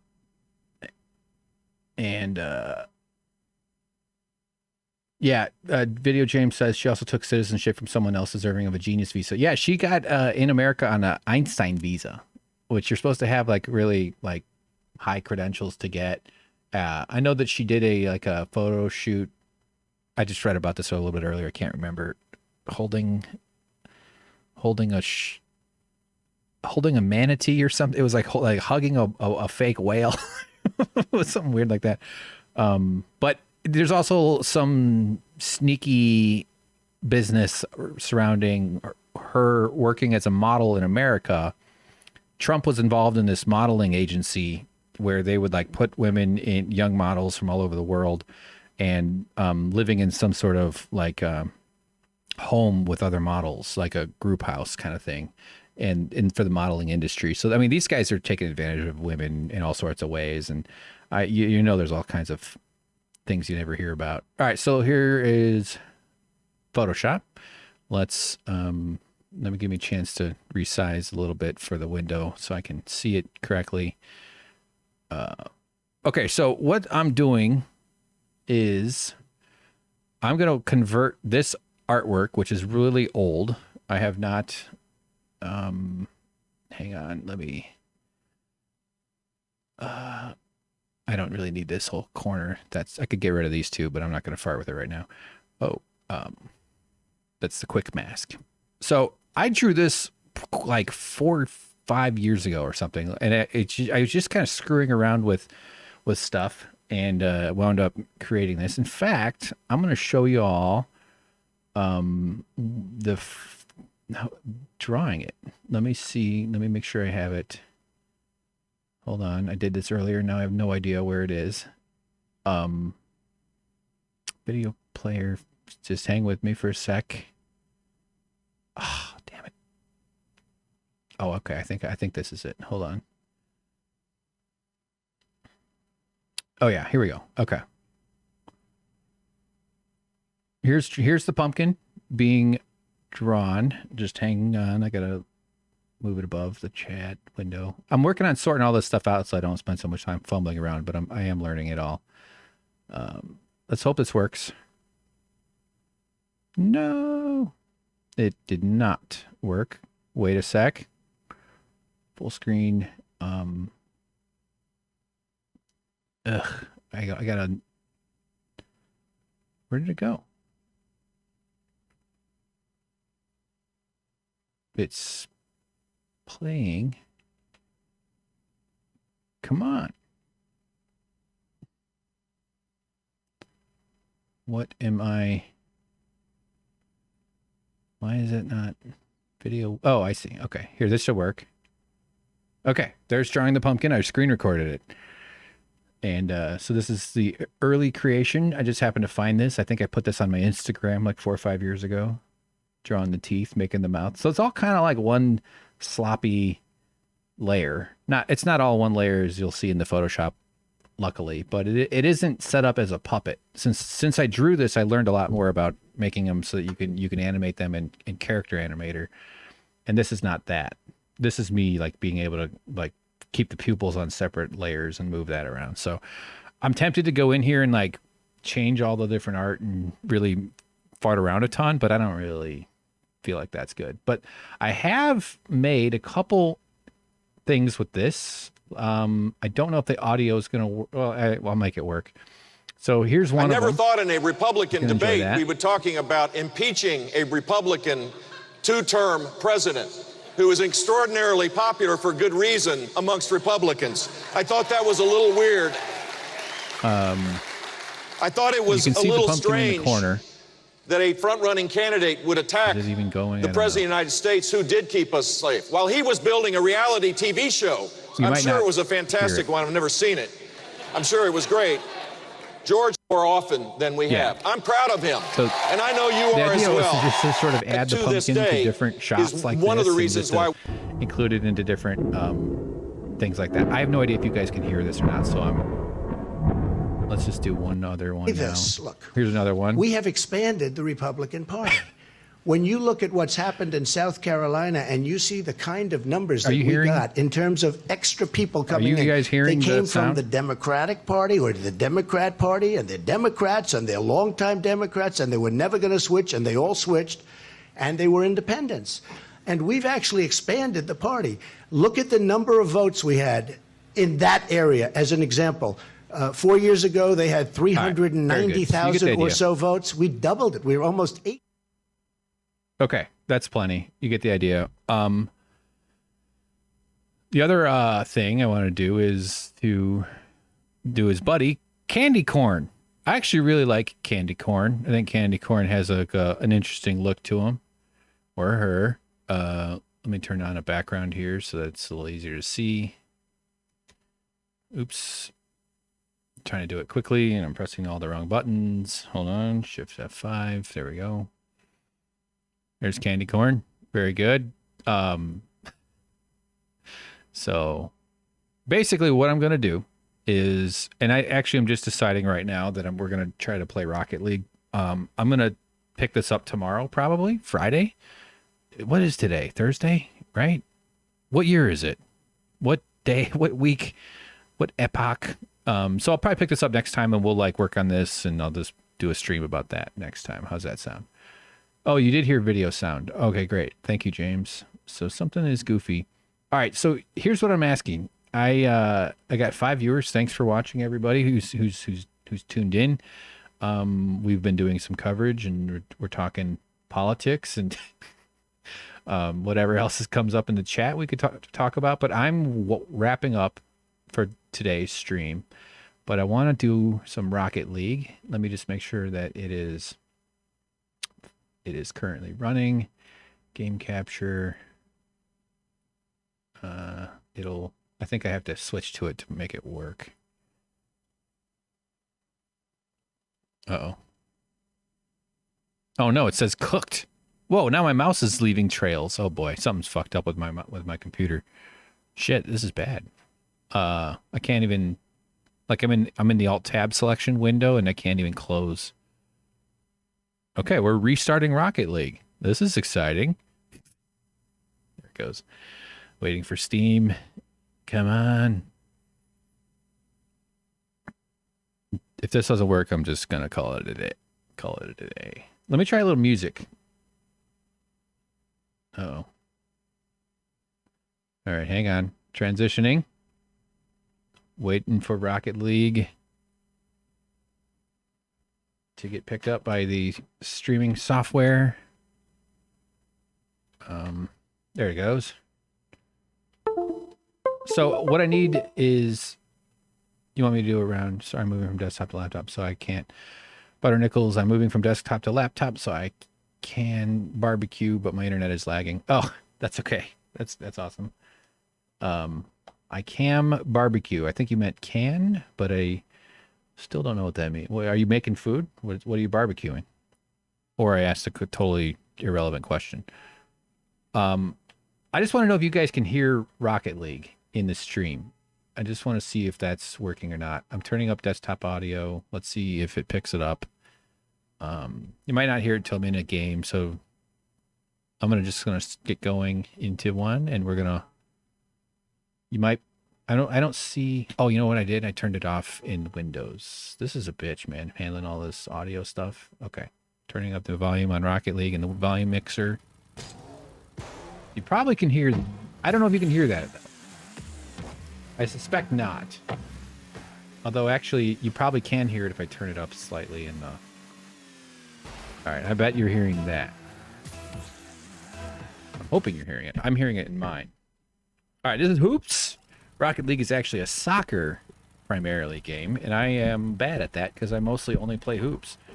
I'm not a bad Rocket League player, although I would definitely get my ass kicked by people who play a lot more than I do. Sitting awkwardly here, leaning up against my microphone or into my microphone, so I'm not exactly all relaxed and chilled out. Not feeling the sunglasses vibe. I'm feeling more like I'm at the dentist kind of thing. Although I think a dentist would let you wear sunglasses, right? All right, so you are hearing a little of the game though. I want it to be very low. I don't care how low it is as long as you can hear it. As I always say, I want it to be. I'd rather it be too quiet than too loud. And I'm eventually going to be able to dial all this shit in so my streams aren't full of me farting around with audio problems. Great shot. So I like being at the level in this game where I play with people who could score from anywhere on the field.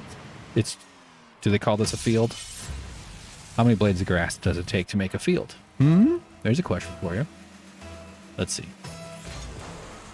Got lucky on the pull off. Let's see if I can block this guy. Get in. Oh, he managed to get it out. Starts. Okay. Go back to reset, see what he's made of. Of course, I wasn't doing good there. I'm moving my mic.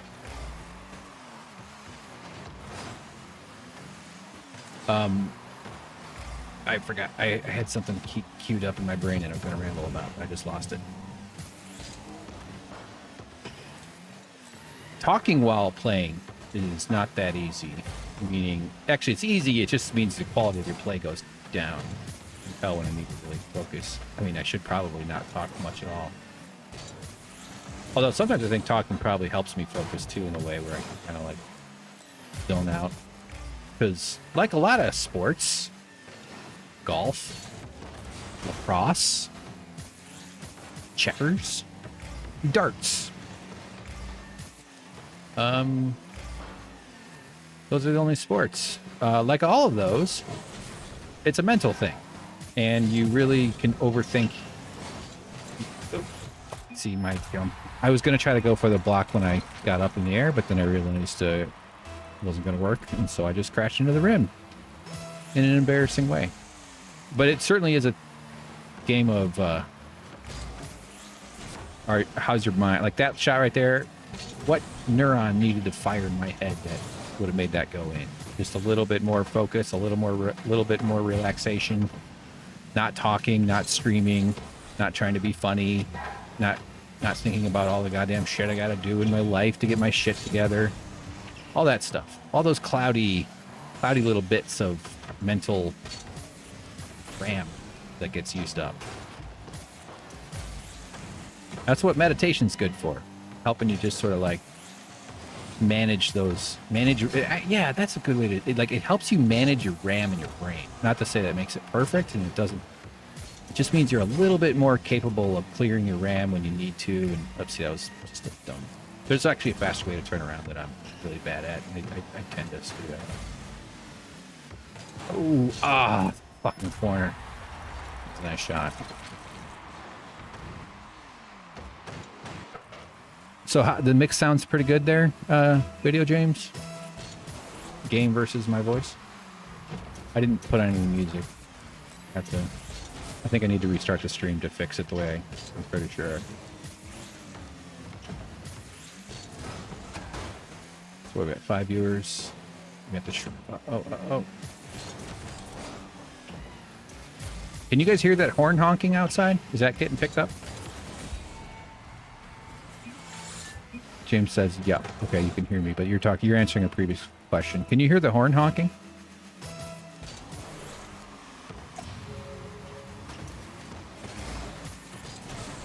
All right. No. Sloppy. Now, that's kind of a steal for my teammate. Sometimes, like, it's hard to read those because you'll get stuck farting around with the ball. You'll just like have a bad play on it, but the ball's still next to you, and it's really easy to come off for you to like for a teammate to come up and just like take it to try to help. And a lot of times, I'm really glad that they do because you can kind of tell when they're fumbling. But the difference between someone fumbling around versus maybe they're just taking their time because they're about to do something, like sometimes they feel like they're in control. Great save. Is very small. So I think I've definitely gone up and like, well, he looks like he's struggling. I'm going to take this ball from him and take a shot because I can. I'm in a better position. And then they'll be like, you tell they get mad at you. Get in there. I didn't have any momentum on that shot.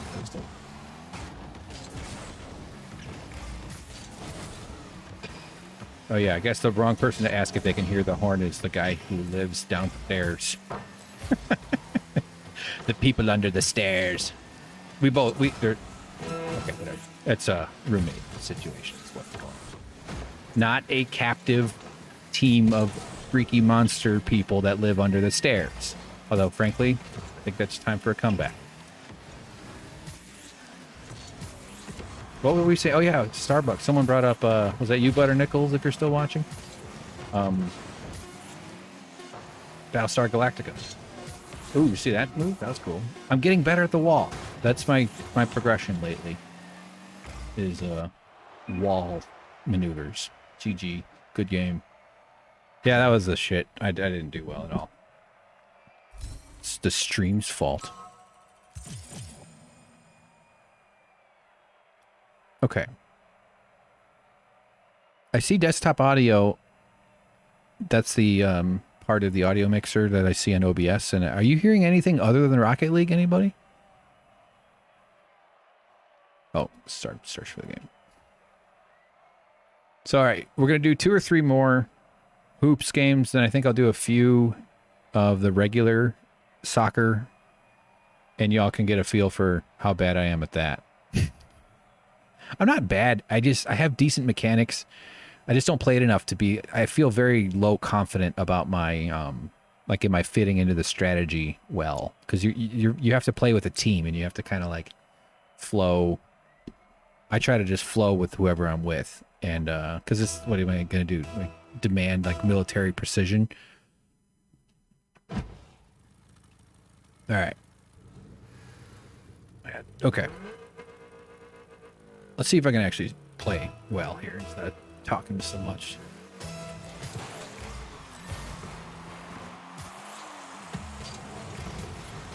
Ooh.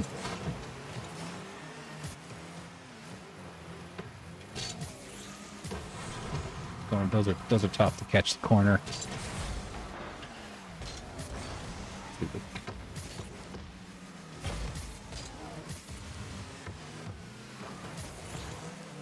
Nice.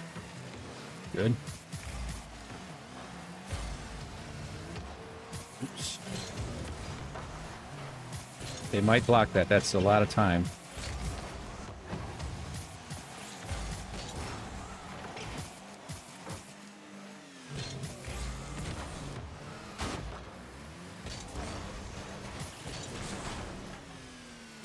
Six viewers. Welcome, new viewer. Thanks for tuning in. You picked the best politics, Rocket League, graphics and animation channel, and shrimp. We've got shrimp everywhere.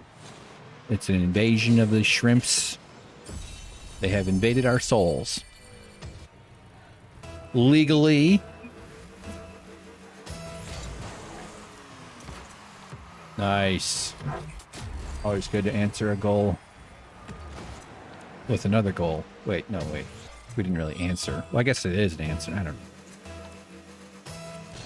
Oh, what the fuck? Where's my...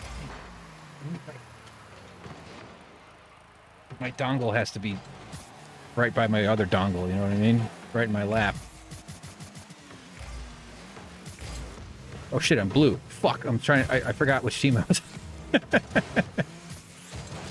No! I could have totally had that. That was all discombobulated. I'm gonna say sorry. My bad. Still at 6 viewers. This is beautiful. That's the highest number of viewers we've ever had. I really appreciate. Ooh, sorry.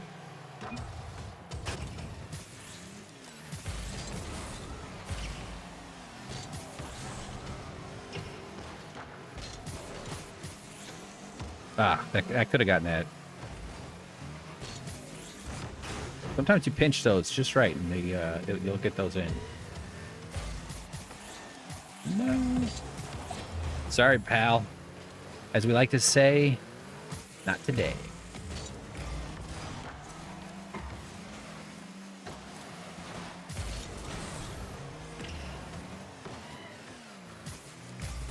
No. Don't know if that was on purpose or not.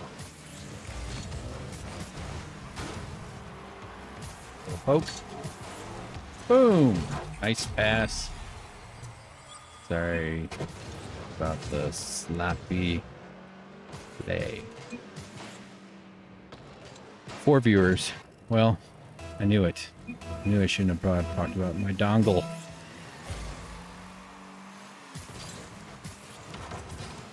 I was going for the bottom half of the ball, which is where you can sometimes lift it.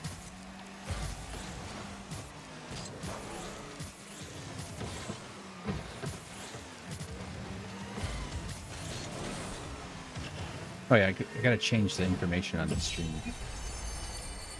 It's okay. We're only gonna play a little bit longer.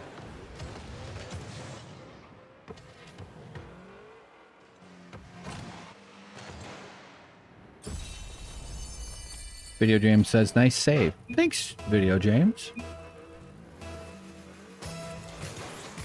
That was a nice save. Ah.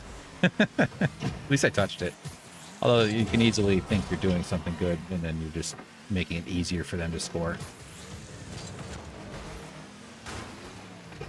Off the wall. I would love to see damage. A mode in this game where the cars take damage. It might incentivize smashing into each other or something, so maybe it would cause social problems. It's in terms of, you know, the game's social mechanics. But I would love to see, like, at the end of the game, you know, your vehicle's all beat up, you got some bumper missing, the wheels, you know, just like that. I think that would be cool. I think it would be kind of fun. But it would, yeah, I don't know. It'd have to be done carefully, because I could totally see it incentivizing that kind of thing. Or, you know, I just don't know how you... It runs the risk of changing the character of that.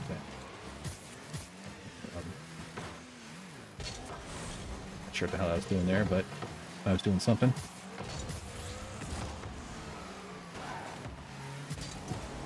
Ah, almost impossible. I mean, you got to get lucky now.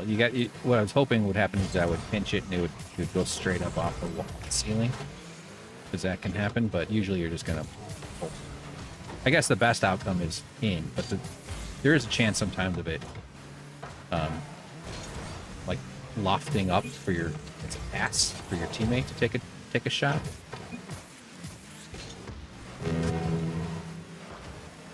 Take it.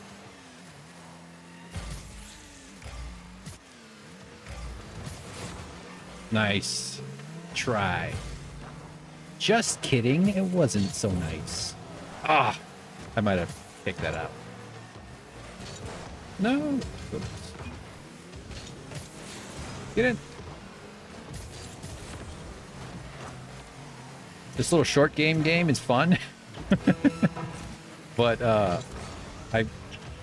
I'm pretty good at staying annoying and just being like persistent, but I know I'm constantly missing little opportunities to like get in and score.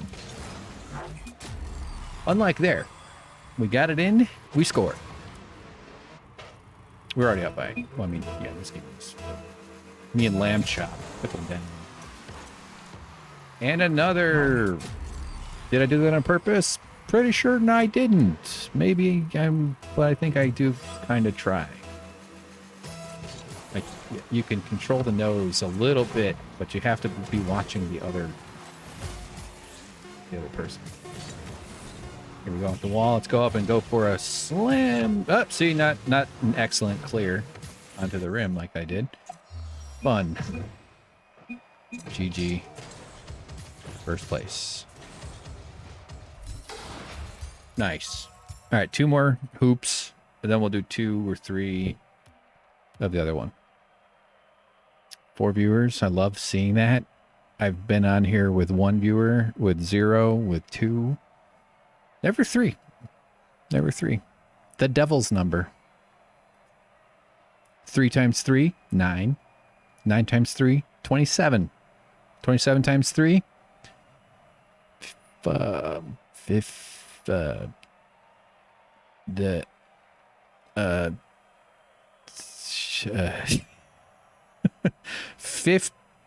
76.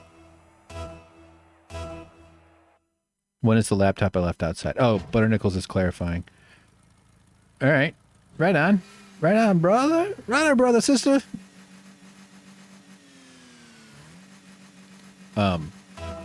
76 times 3.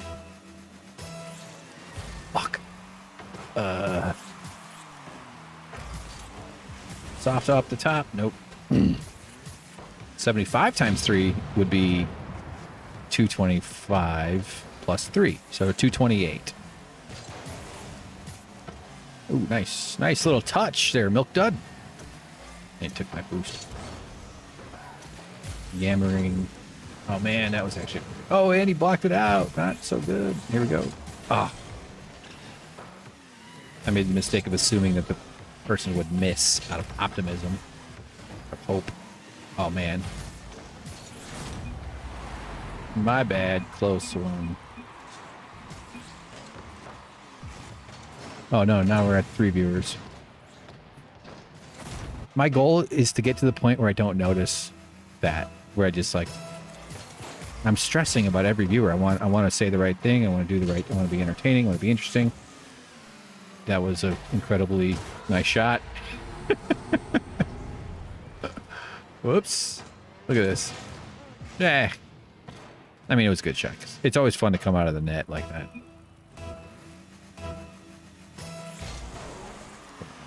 Yeah. Oh. Not the only motherfucker that went to wizard school, are you? Wizard school being lack of social life and having lots of video game related depression. Or depression related video games. That's probably a little better way to say it. Pop it up. Pop it up.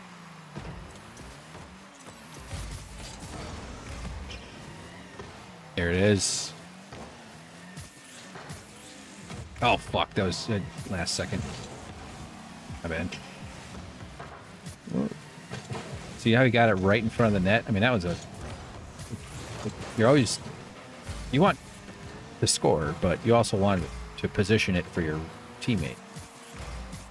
That's when a good teammate really starts to pay off, is when you're always kind of just like somewhat capably predicting it. See, sorry. Like what I did right there was really bad teammating. I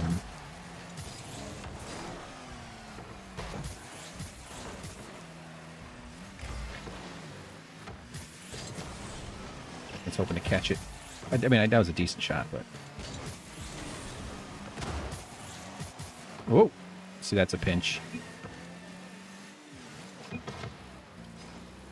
Let's go this silly, dumb shot. Ah! Brutal. And I'm the guy in the poster. That was me being... Isaiah Thomas. Be the king, Michael Jordan. Getting my ass dunked on. Being a dummy.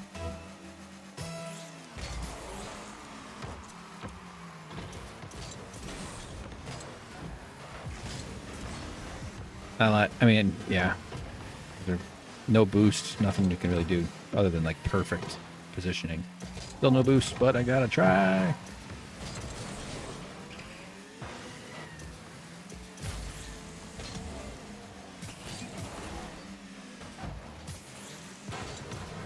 Good clear.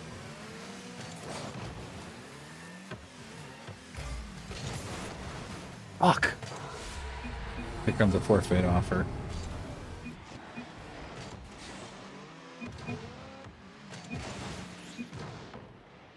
Yeah. He pulled that off the wall a little bit, which was would have been hard to block that even if we were waiting for it. Get up.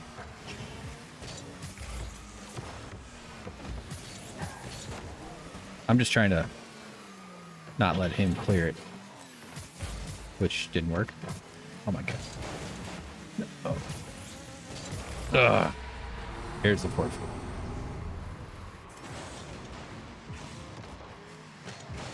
I mean,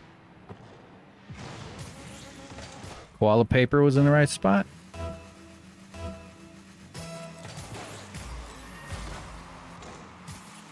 This is easy to miss.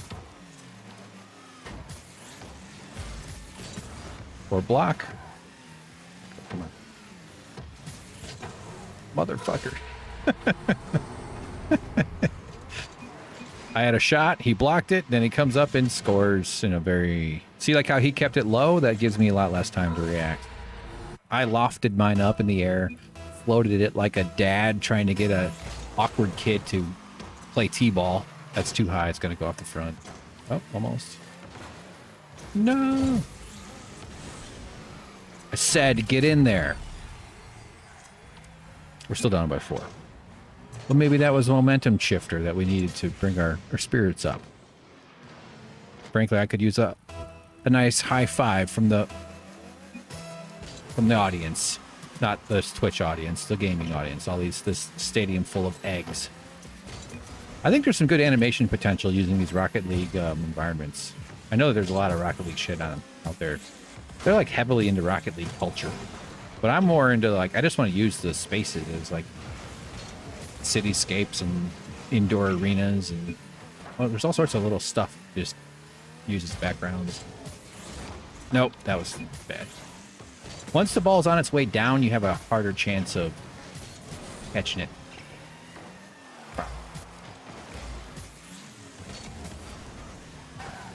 Yeah.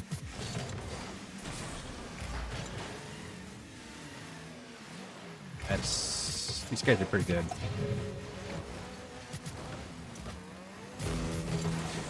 All right, take it. Take the shot. Ugh.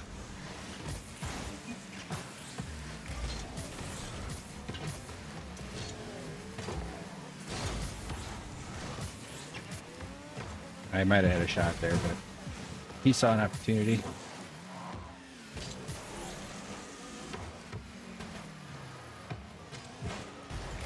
Oh, who else is on there? Someone. Sorry, Butter Nichols is typing. I didn't see the comment. Nice. My dog logged off outside. Milk Dud Stud is a great now though. If you squint, the ball looks like a disco ball. High five, brother. Oh, thanks for the high five. Oh, that's nice. It is kind of like a disco ball, I guess. Yeah. There's a bunch of other game modes, and you can actually do custom games where you can change the gravity and shit, and change size of the ball. And there's one version where it's a hockey, so you actually literally chasing around a hockey puck. Get in there, get in there, get in there. There's a beach ball version where the ball like fluttered. It really, like the physics is pretty close to what a beach ball would be like, and it's really annoying. I'm not a fan of the beach ball game. You can do like small balls, big balls, all kinds of stuff. Get me out of here. I just wish it would auto search. I wish I could just keep it always searching. Let's take a look at some other cars I got. Look at that one. Wow. Those wheels.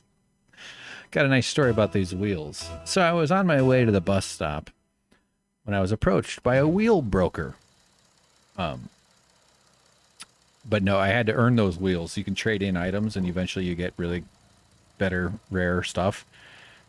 And it just means that it's yellow instead of purple or some shit like that. And of course, I am playing this card just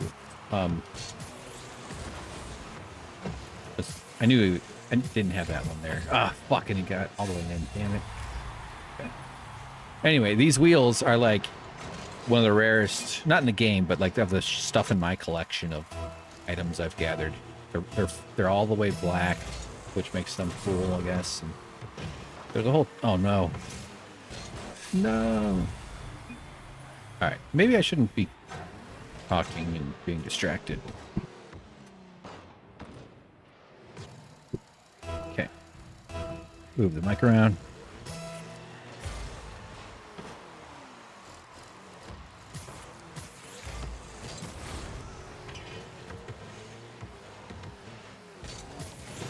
Ah, I knew I didn't have that. The roll up the net was decent, but fuck, we're just getting slammed. Plenty of time. No worries. Okay. So early.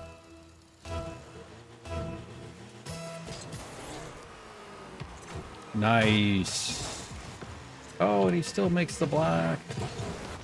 No, oh man. That was a nice little sequence.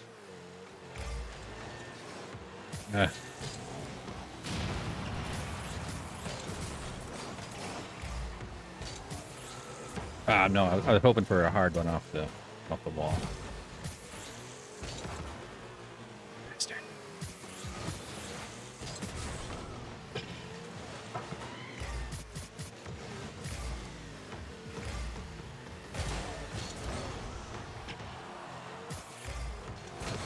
Nah, I knew it.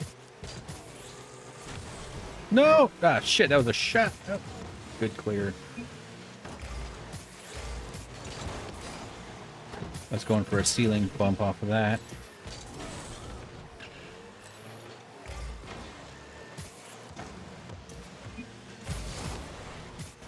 Alright, this could be something.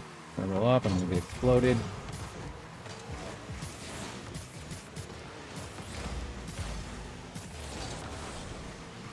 I was going for something like that, although that's risky when you're that close to your own net. The amount of times I've popped it up and in. Okay.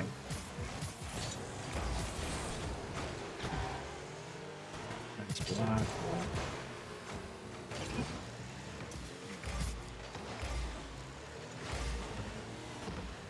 Nope.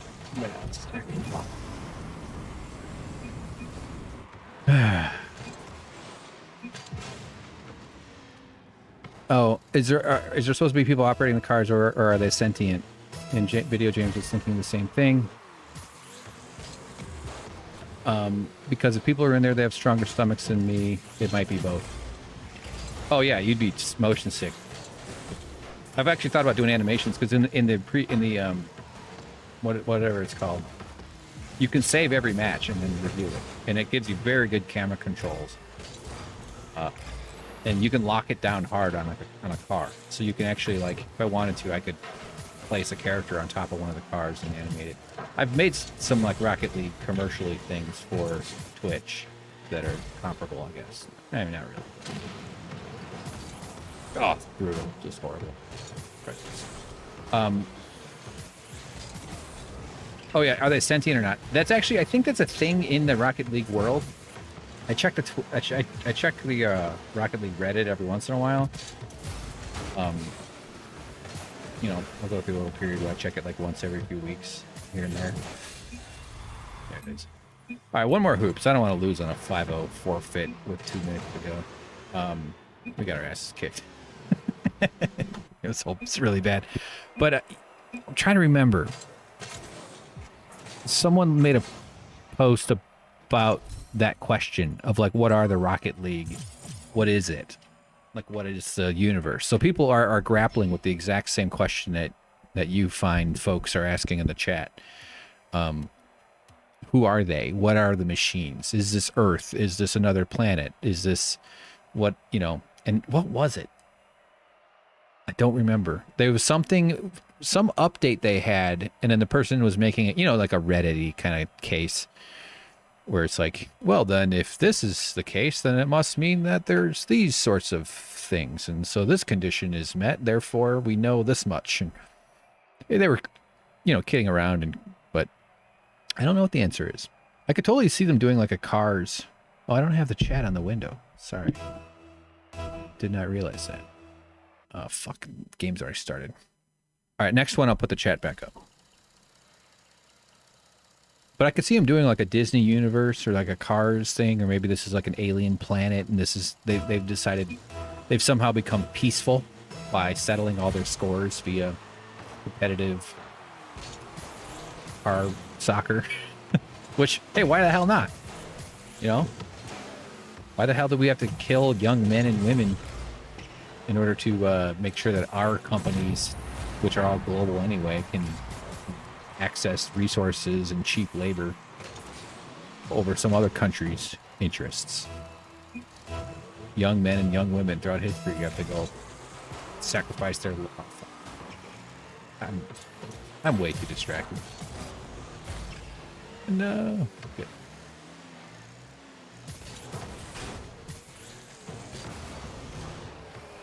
Starting to think about that big box of nachos I'm going to buy for dinner. Put myself back on carbohydrates because I got tired of feeling decent. Good to get back. Join the ranks of America's diarrhea Americans. It's nice. About there.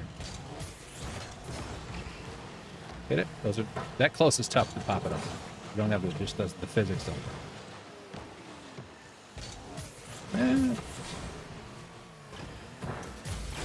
What does that block mean? That means packet locks, right?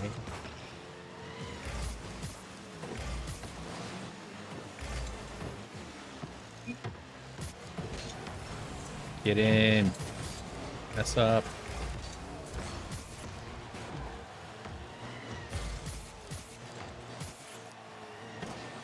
It's funny how the progression worked, because I remember playing hoops and just being stunned at scoring. Just the first time I got it in the net, I was flabbergasted. It seemed like such an achievement, because you're playing against other people who are also struggling with that too. And if you slowly kind of learn how to use the walls and how to like get under the car, and over time you develop skills. And it's very RPG-ish. And this is one of my worst skills. I should have been able to help that. Big pinch. Dangerous. Coming off that was actually a pretty good play by me, although the guy used to line. But I was in a position there to do something about that. I could hit the corner, hit the bend. Nope. And then you just slowly you learn that it's possible to hit the ball in a certain way. I worked out. That was stupid. Yeah, my guy came in. And then it just becomes a matter of developing precision, which is repeatability. That is how often we miss. Still miss a lot. I mean, you miss more than you hit. And then for a time in playing hoops games, you play against people who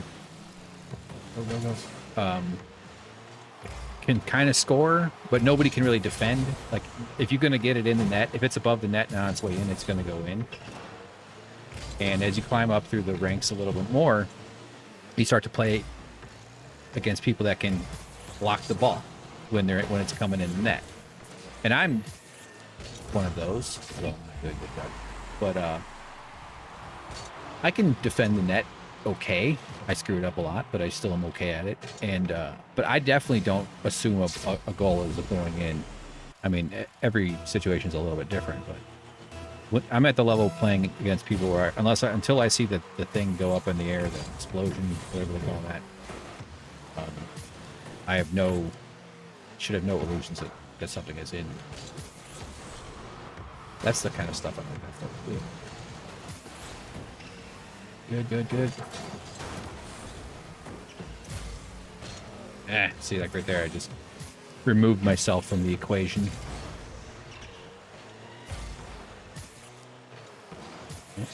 Up.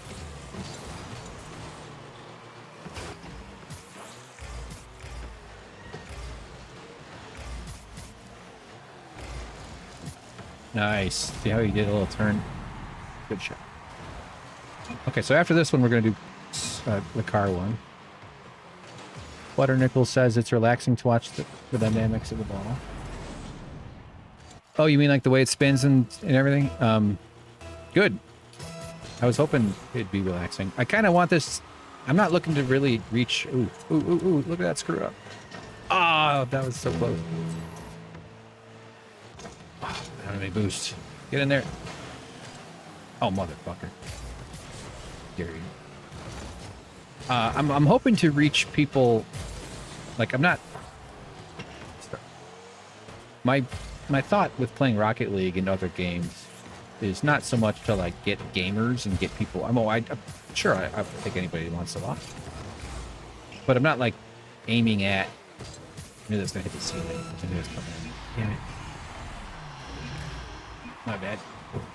My teammate says, "Wow." I never know what the "wow" means. Some of these chats are so imprecise. But I mean, I'm hoping that people like maybe they like the politics or the animation shit or something or the shrimp, but then they just are okay with hanging out watching me play a game. Just so egotistical. Not bad. So I'm glad that you used the word relaxing. Got an overtime situation about to occur. Oh.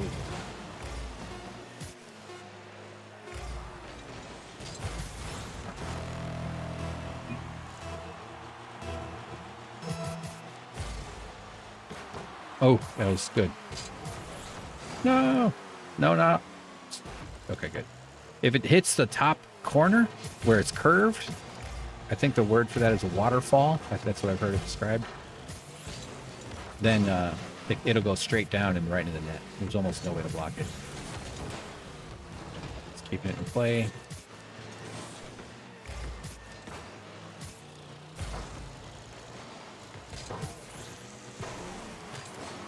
Now, like, I doubt I definitely looked like shit right there, but my presence in the air might have helped somewhat, you know? Like, you can, even just being close by is enough, I think, sometimes to,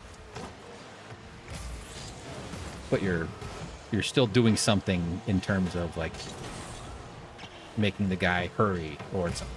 You know, but it's impossible to know. Unless you did, like, post-interviews or something. That was a...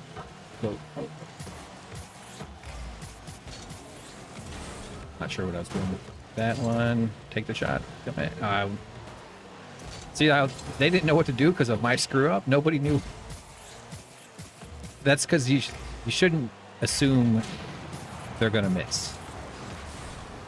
And when you therefore, when you do miss, it kind of throws everybody off. And sometimes it's detectable.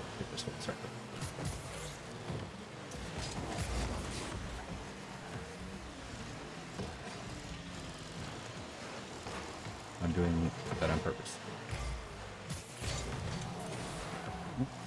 Go. You got it. Pop it up. Looking for it.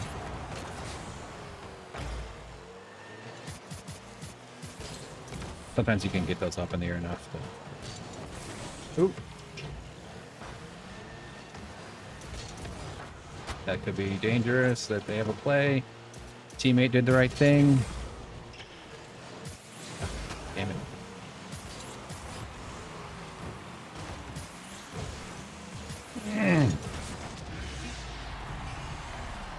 I should not have gone to the wall. I should have gone to the goal. That was my mistake.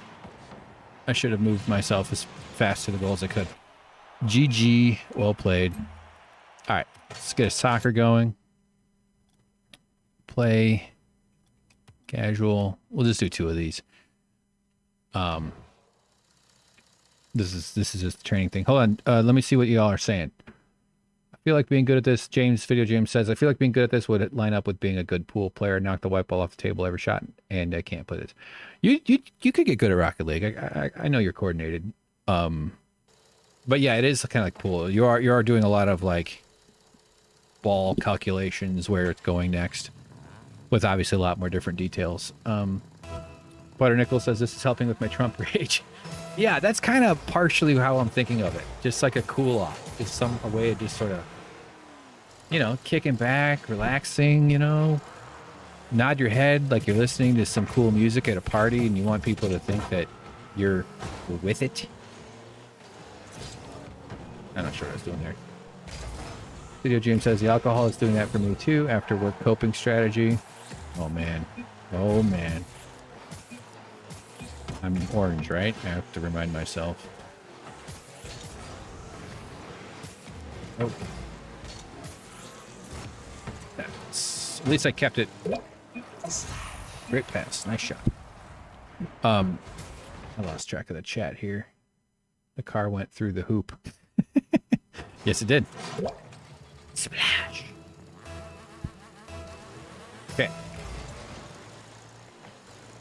So the soccer game is by far the meat of Rocket League. It's the main course. It's the pea protein section. And there's the similar rules in a way, like etiquette. Don't be a dick. Play fair. Play cool with your own teammate. There's a whole rotation that you're supposed to be doing, and it's all fluctuating constantly. So it's kind of tricky to get it right. But you do learn sort of like the best practices, and I should not have probably gone for that boost because I wasn't back to help out my team.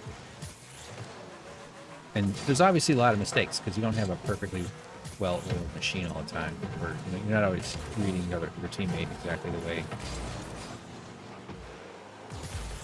And there's pro games, there's pro matches quite a bit, and they will mess up. So it's built in. I mean, it's part of the game. Is how you recover from mistakes or like that. It's okay. He had to make a tough play on that one. Say no problem. Close one. Forgot what word I was going to use. Still at 3 viewers. Very exciting.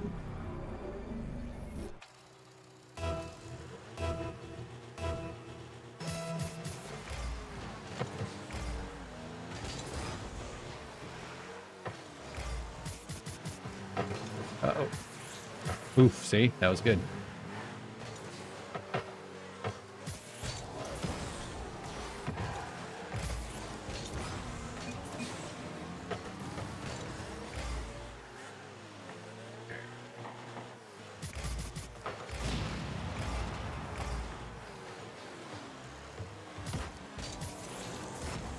I was aiming left because I knew his shot was going to go to the side, but nice.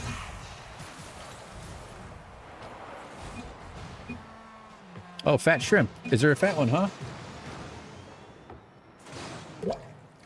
Yeah. Butter Nickels. Your fat shrimp guy is back. That's really funny. I like that you've taken on a ward.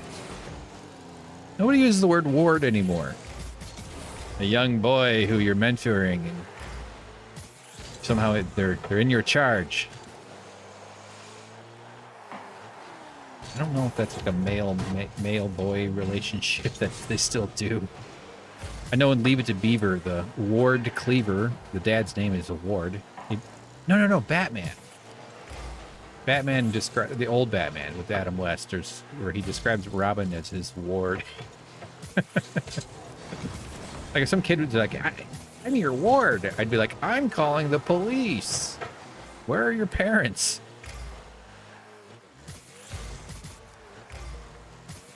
I'm taking you to the ward.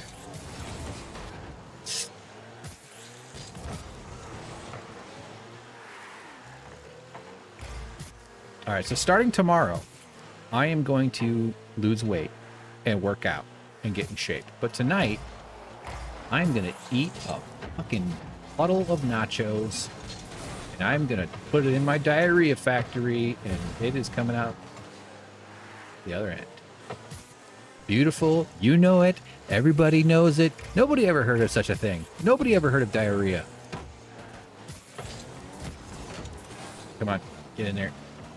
Having a little bit of flow right there. I've been having my one last bad meal for 3 days. I'm gonna make it 4. Probably tomorrow too. To be honest. Oh, a little aggression pays off. This is a game though where it biases towards aggression. You kind of always feel like you should be going as hard as you can, and I definitely make the mistake all the time of doing that. Meaning, like, there's certainly times where laying off, even strategically faking, makes a lot of sense. So the better you get, the more part of the kind of psychological warfare part of the game, of any sport, really, becomes more of a thing, I think. Nope. Someone else got a piece of that. Oh. And this is just casual rank right now, so there's no, it's not the ranked matches, which is the ones where people get really pissed off when you screw up. They still get all pissy in here, but you can get a good, Jesus. You can get a good group though. If you get a good group in a casual, you can play for a while and have some good games. But that's what most people are looking for. There's like everything. There's a certain percentage of the crops are jerks, but most of them are just decent, healthy strawberries. Let's see. I want to just check in. Let me get the search going for the next one. Actually, no, I'll say ready. Let's see if these guys fit. What's going on in the chat? Chunky boy is, James says the scientific term is chunky boy. He's a good eater, says Butternickles. Butternickles, I just realized that the beaver's dad's name was short for Edward. Oh, Ward is short for Edward. Yeah, Ward Cleaver. Yeah, I got my signals crossed on that one. You're right. Edward. I would have called him Wah Wah Wah. 2 shrimps, could be 2 shrimps in a large shrimp costume, says Video James. Hey, Video James, why don't you leave the humor to me, okay, fuckface? Back off. That's hilarious, and I don't like it. It's very upsetting. How dare you? JK. It's actually 3.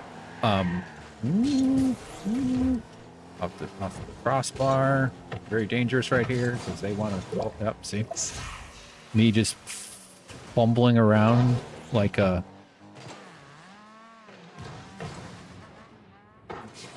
dad in a canoe. Butternickel says, Chunky Boy has money on this game. Boy, are you guys in for a surprise about the aforementioned and the moniker Chunky Boy for the shrimp whom you have deemed worthy of such a name. I used the word moniker too early in that. Oop, nice block there, blue guy. I'm not helping. Oh, what the? Was that guy not? Watch, now people are going to start leaving when people start scoring. That's what's annoying about it. It's a Reaper. Hey, he tried. It's okay. That one's new. I haven't seen that. Goal explosion. Yeah, you're in for a surprise about our rotund shrimp that you guys have dialed in on. You could probably figure out what I'm referring to. It's a Chunky Boy factory.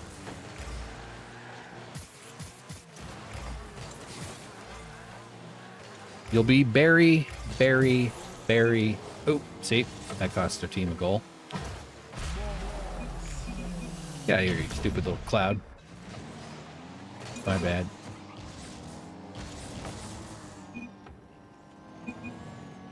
I lost track of that chat. Sorry, I know there's hotkeys. I know I can set up hotkeys for stuff too.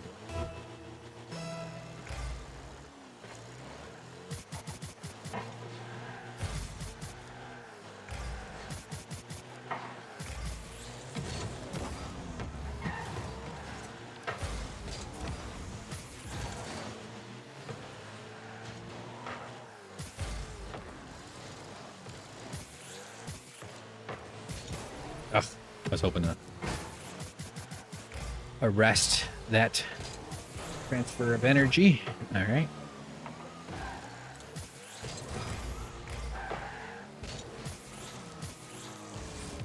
No, Nice.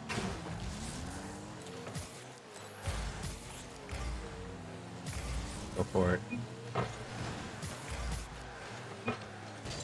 Nope.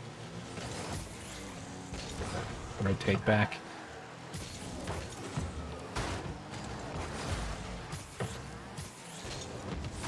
Oh, you see, that was just mostly luck. I mean, I put myself there on purpose, but it wasn't like...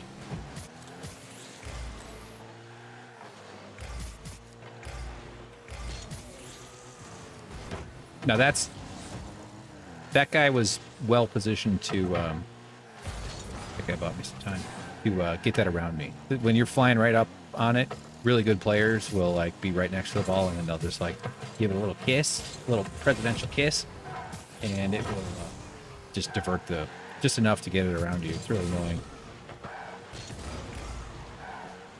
But you gotta respect it too, you know?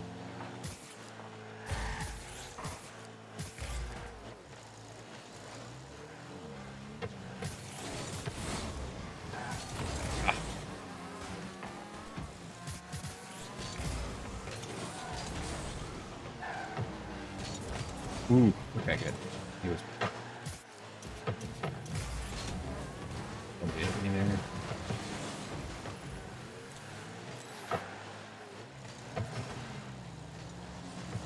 Oh. Saw that coming. Down by 4. I think we'll do one more after this. Let me get into the chat and see what you guys are saying here. Oh my god, you've said so much. Okay. I did it wrong. I saw something about lowering a severed foot into the fish tank, and request granted. What do you think those shrimp pellets are made of? Walter White could learn a thing or two from the shrimp industry. It is the #1 body disposing of murder victims, corpses as we like to call them, industry in the planet. Everything shrimp eat is a human corpse that is being turned into a tiny pellet in order to avoid a grand jury indictment. It's true. It's just kind of one of the quirks of this industry. It's kind of fun, you know. Everybody just has fun with it. You know, sometimes there's a little toenail poking out, maybe a little piece of lint, and that's how you know you're making a difference.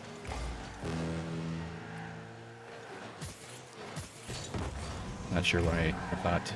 Pretty sloppy. Well, almost. Oh, he almost popped it in himself.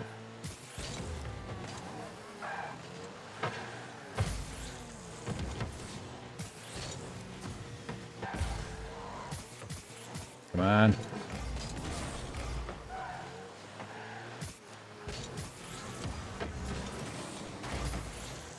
See, like all I did was really just set that up for a nice shot. That was as if I was working for them. We lost Reaper, everybody. Reaper's down. Reaper left the match. You know, shit's fucked up when death is giving up. Okay. I can see the chat now.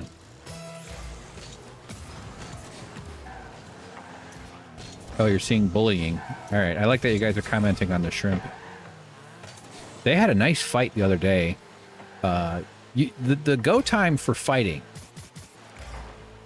is right when the food is in there. They'll fight while they're all bundled up, but that's just like a frenzy. That's just like the hyenas at the zoo, just all going nuts for, you know, giant piece of half brain or whatever the fuck they feed them. So yes, you'll see plenty of fights, but it all gets lost in the orgy of limbs when they're all in there. Oh wow, I got an email from the Young Turks.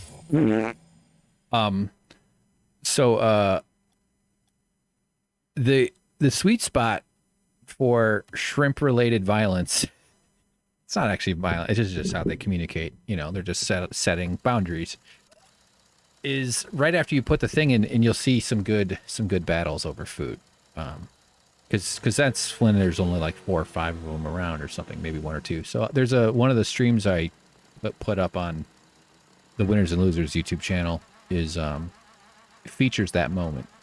It's really fun. It's really fun. These two they really just latch onto each other and kick their tails back and forth all fucking hard and stuff, and you just kind of feel sorry for him. You just want to go like, boy, there's enough for all of you guys. You guys are fighting over the tiny chunk, and there's a gigantic barrel of energy just sitting there for everybody to enjoy.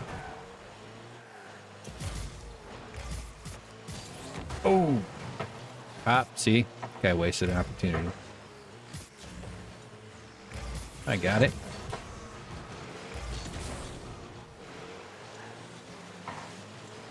Nice little catch.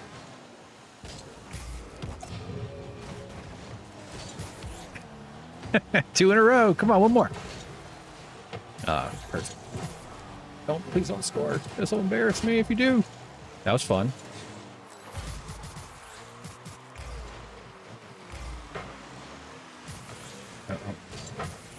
I didn't mean to do that side thing.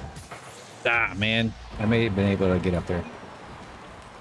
All right, let's see what you're chatting about. Someone's bullying Chunky Boy. Video James answers with, where's Melania when you need her? Yeah.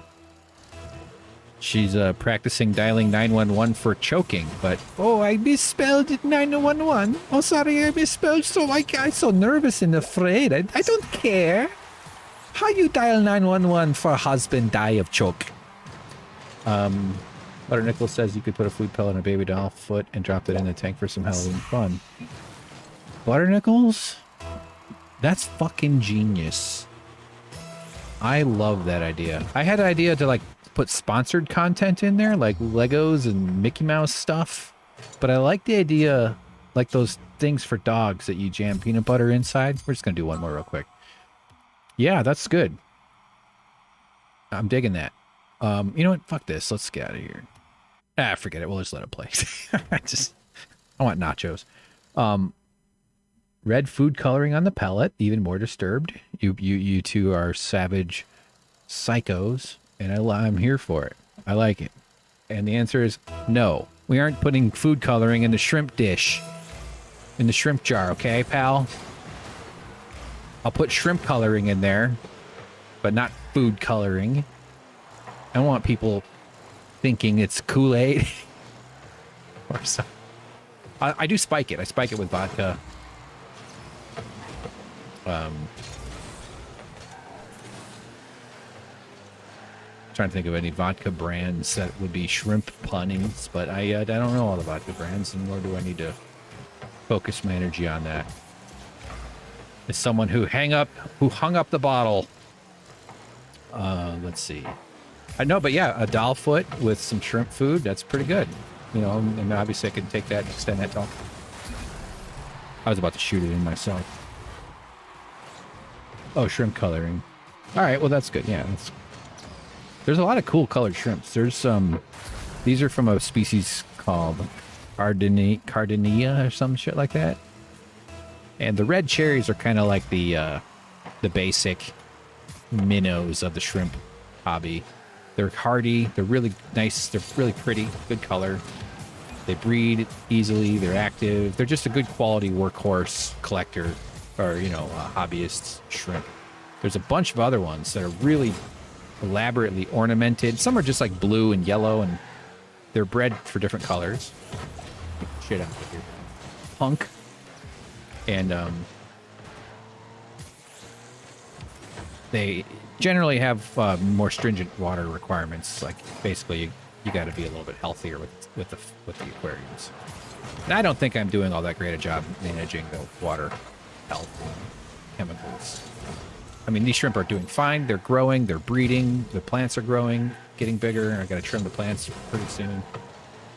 And so I'm not changing what I'm doing. Oops, sorry, I bumped a guy. Sorry about that. And they score. Oops. So watch, I'm going to nail one of my teammates into the net. Try to keep, watch there. Boom. Sorry, Peach for hours. So sorry. I suck. But you know, maybe there's a future where I get into the more difficult to keep shrimp. They might not be as hard as I think. I might have the parameters ready-made for them, so I wouldn't do anything really complicated, meaning like sensitive right away if I were to change it. The other thing is you end up with they turn into gray if you don't oh, okay. You rolled it up and over. You don't keep them separate like breeding. You got to do some husbandry maneuvers on them. You know, don't let them have the orgies that they want to have. I don't even know how it works, but you can prevent that. But if you just like mix in a bunch of blues and reds and yellows and the other kind, well, I think some are distinct species, so I don't know if they all interbreed, but they can interbreed themselves into like an ugly gray or a brown or something. Like they just turn like, you know, nature, like in like dog populations, they become medium-sized, medium-colored dogs in the wild. They eventually lose their breeding specialization. And I think that something similar would happen, and they are inbred. I don't know exactly how, you know, a population of humans being as inbred as these shrimp are probably a lot more genetically challenged than these things, but you know, I don't know. I mean, like, what is there like is there a threshold of, oh, well, good thing I ran away. Is there a threshold for inbreeding where like there's got to be like a minimum population where even though you're doing a little bit of it, you're also diversifying it enough? All that cousin banging. All right, what are you all saying here? Do they give live birth? Yes. And then they smoke tiny little cigars, and it's very cute. And then I say, which one of you is the father? And they all raise all 8 of their legs and 4 of their arms.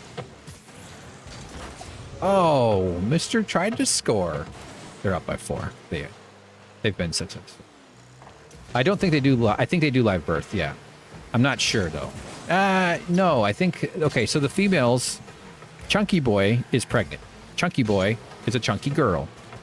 And you can tell by, first of all the big red ones are females.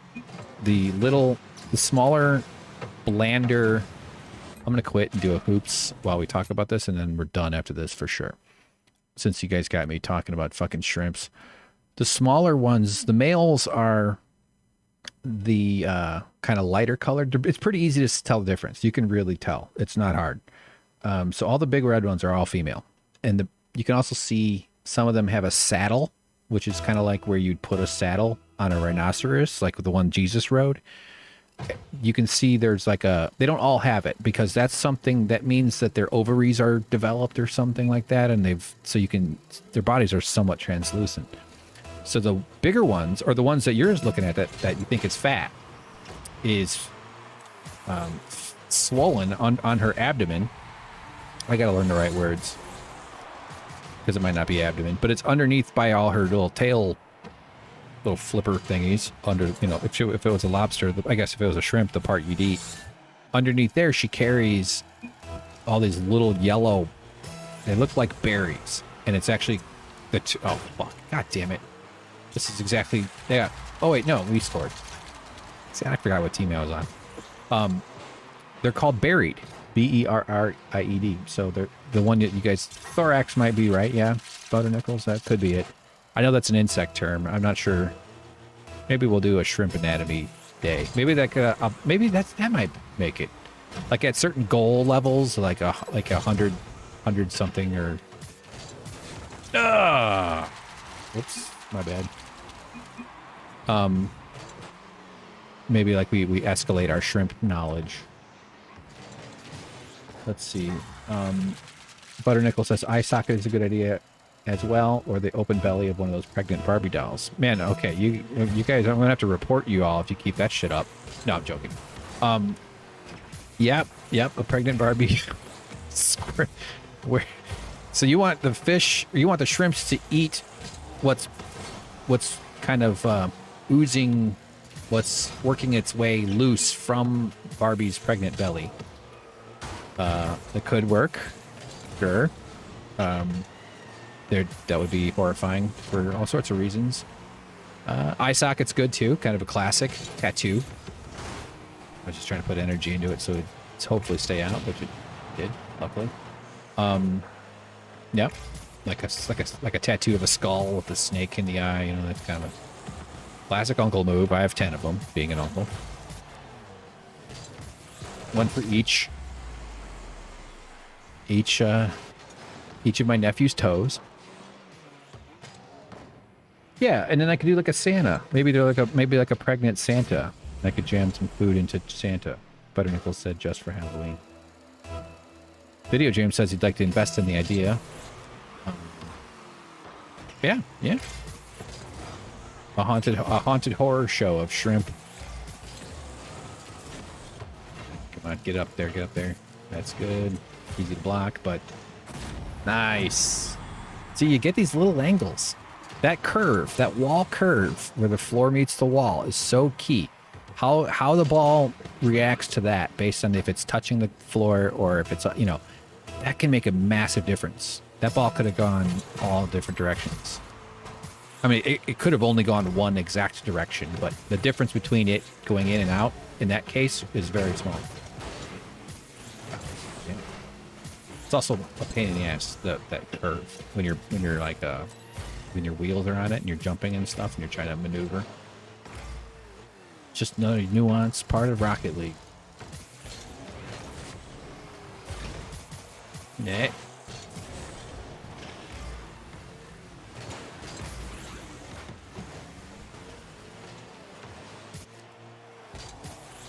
Ah.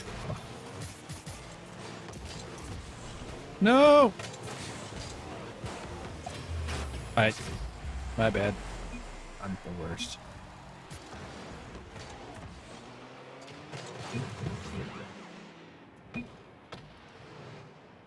Santa is always pregnant, says Video James. That's true. Well, except yes, but not when he goes down the chimney.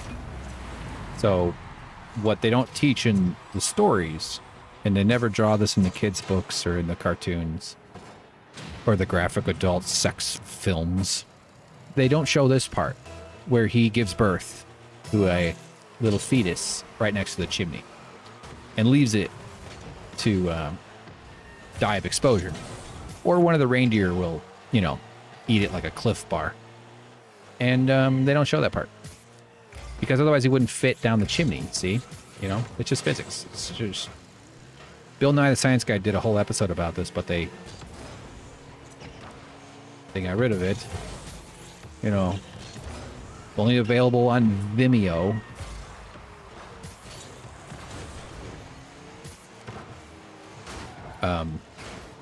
Butternickel says it's like James was saying, it's like pool. Yes, very much. Yeah, it does have a... I'd love to see a racing mode. James says that's called Elf on the Shelf. Are you talking about a horror? Is Elf on the Shelf a horror thing? Is that what you mean? Oh, good one. That could be good. Sorry, I'm in my own player's space. Nope, I didn't. I lost. I didn't follow. Oh God, goodness.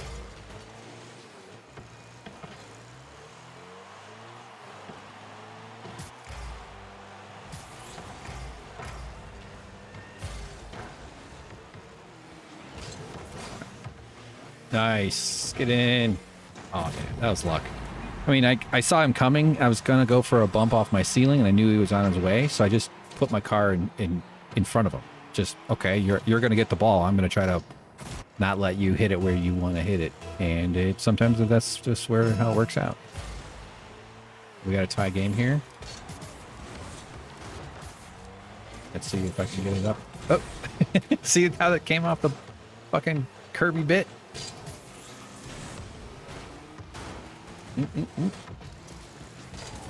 It's so bad. Ah. Oof, thank God he didn't score. He's scoring. Come on, guy. Come on.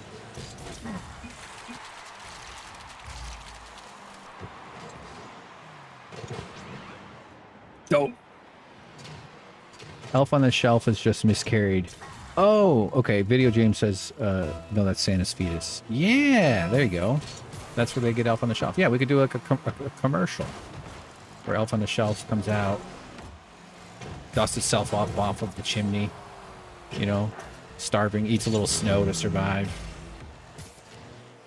Has to fight off a crow. Maybe a raccoon in the middle of pond far. Something fun. That's actually pretty funny. I do like the idea that Santa's pregnant in every house he goes to. He births a fetus and it turns out to be Elf on the Shelf. I think the elves should form a union.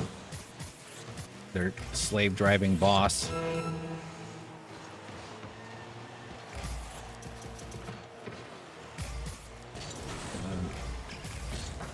Fucking, that damn it, I knew. Just, here. No! 13 seconds. It's now or never, pretty much. Come on, guy. Come on. Up. Nope. Get in. No! Ah! Damn it. That was so close. Those are exciting when you get them in at the last goal. Last score. All right. We're done. We finished our stream. I'm going to play music with the shrimp. If you want to keep watching for a little while, you can. I'm just going to leave that go. And this has been fun. Thanks for tuning in, guys. This was like our best stream yet. 4 viewers right now. Thank you to whoever's watching and you guys for chatting. Butternickel says, oh, you know that fetus is half elf? Yeah. We'd have to work out the logistics about how Santa's getting impregnated by the elves. Maybe Mrs. Claus is in on it. You know, a cuck situation.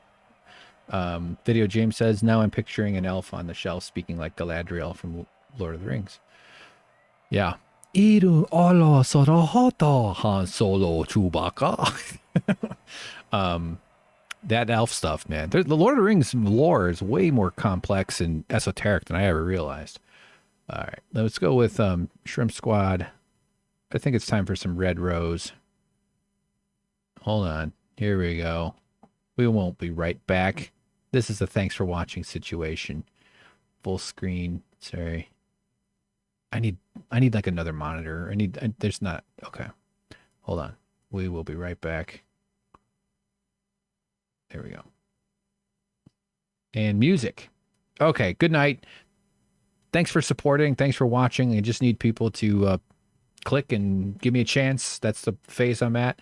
Eventually, I'll probably be one of those Patreon money support sub guys. I don't know. I find it all kind of off-putting, but I am intending to make a go at something along the lines of content production, converting himself into a way to pay rent, utilities, bills, blah blah blah blah blah. So here we go. Hit and play. I don't know if oh yeah, I will make it work because I can put it through the thing. Good night, everybody. Thanks for listening. Enjoy the shrimp, and the stream will be up for about another half hour ish. Here we go.